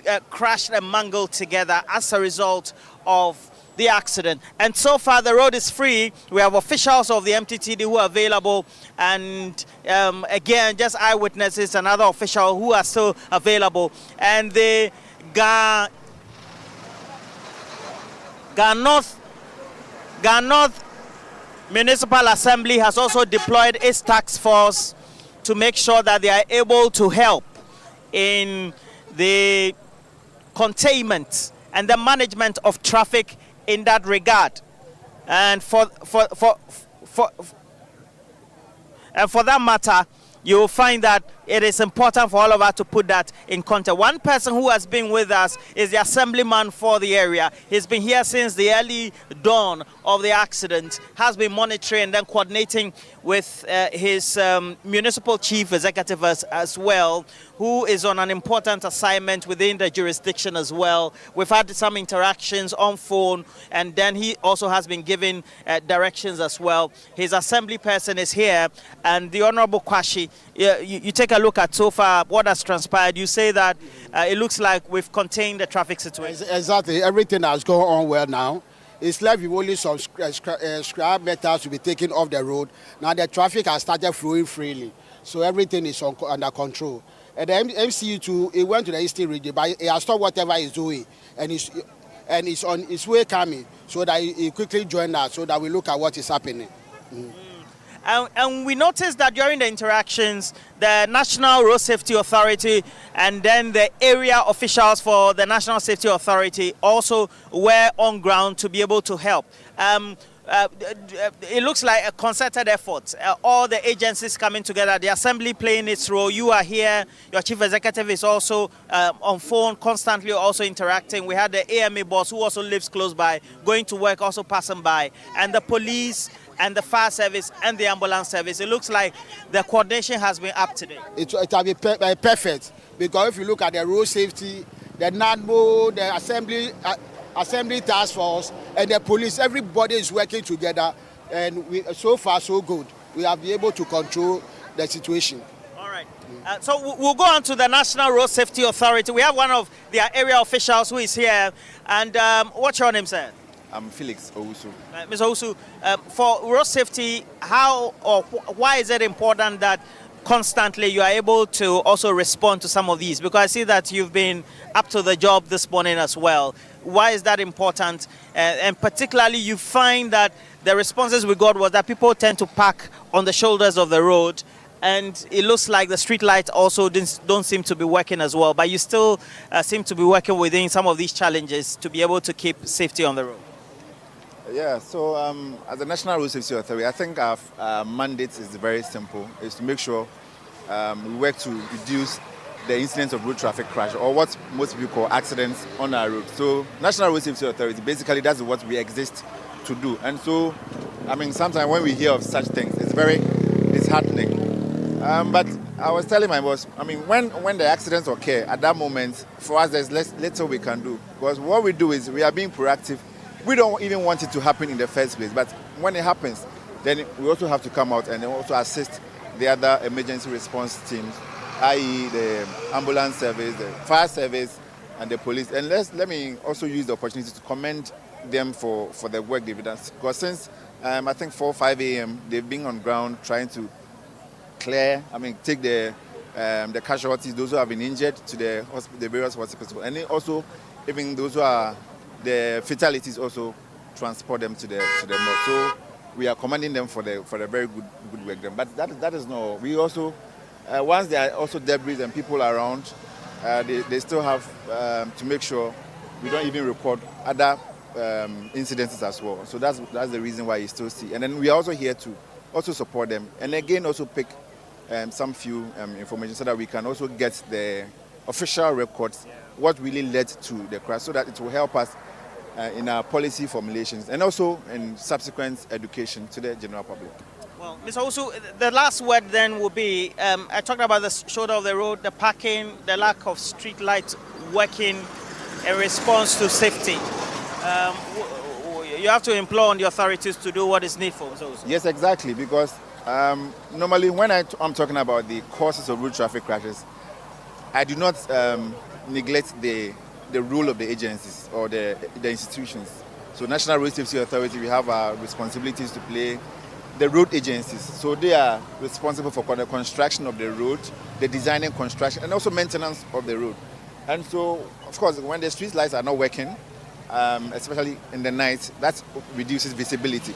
And all these things are some of the factors leading to the various fatalities in Greater Accra, especially when it comes to even pedestrian knockdowns in the region. And so this morning we are employing on our road agencies to make sure they lit our streets for us. And then apart from that, all motorists using our stretch should make sure we stay within the posted speed limit, because most of the crashes that occur, you realize that the impact of this particular stretch is as a result of the speed.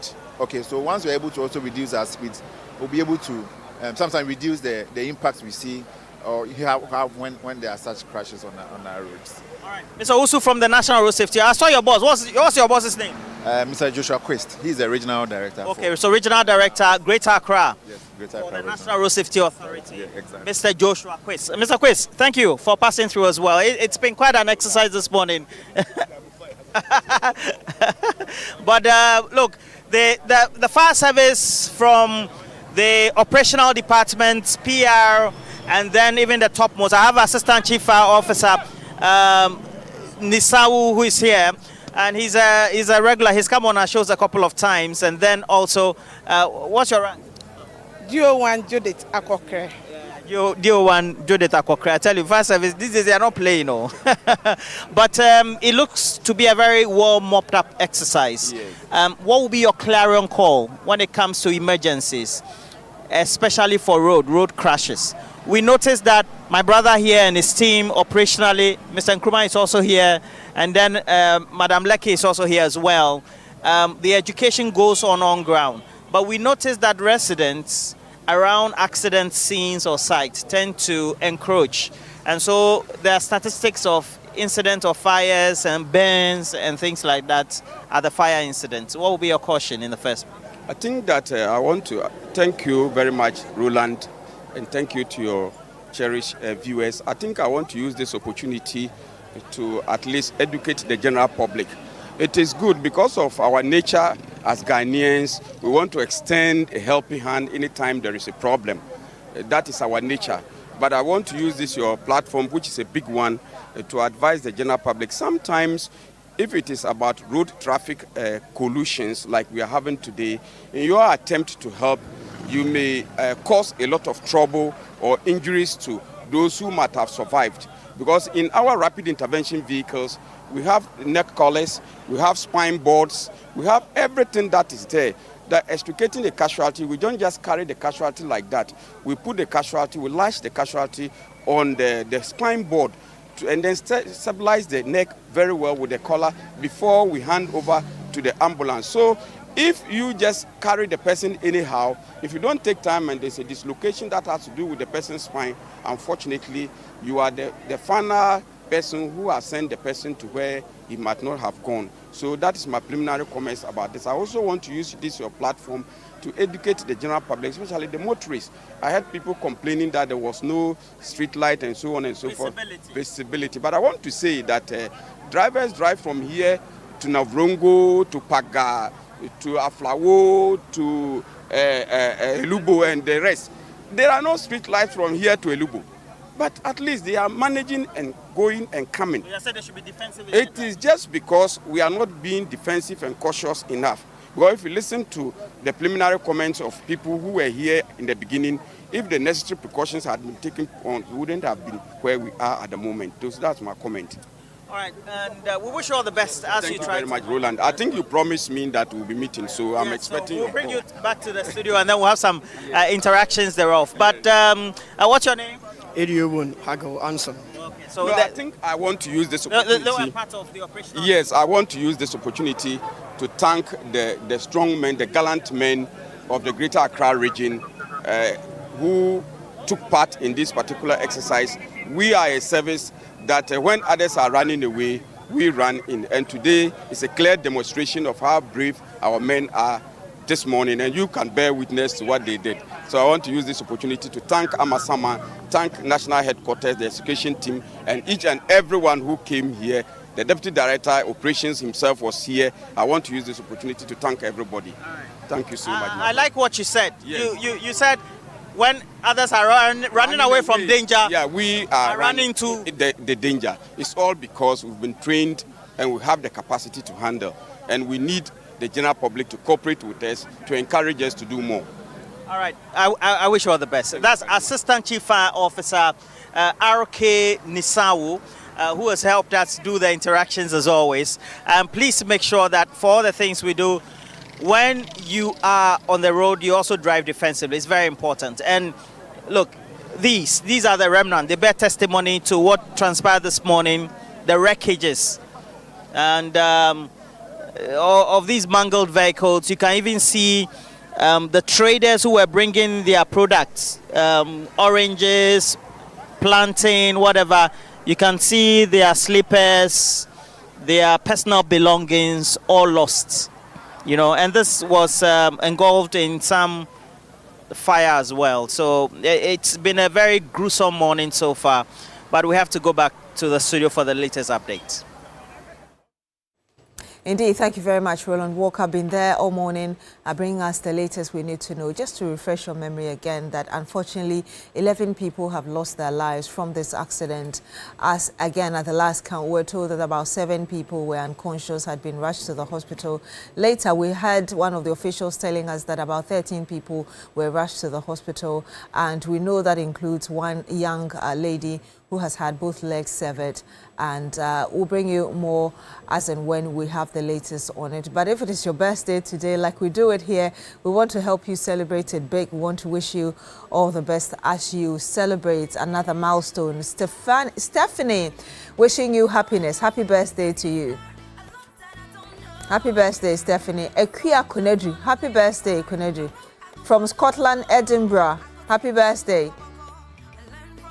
Kizita Nunana Ablometi. Happy birthday, young lady. Elijah Kofi Appel Shiamang. Happy birthday to you. Reverend Dr. Frank Asumedu, Alabama, USA. Happy birthday to you, Rev. Paulina Langdon Sese. Happy birthday to you, Paulina. From your brother, Epiphras. Oh, he's right here in the studio. Abdul Manan, grow in Allah's protection, grace and abundance. Happy birthday to you, young man. I like the photo shoot. Hannah Ngaso, we celebrate an incredible colleague from family and friends. Happy birthday to you.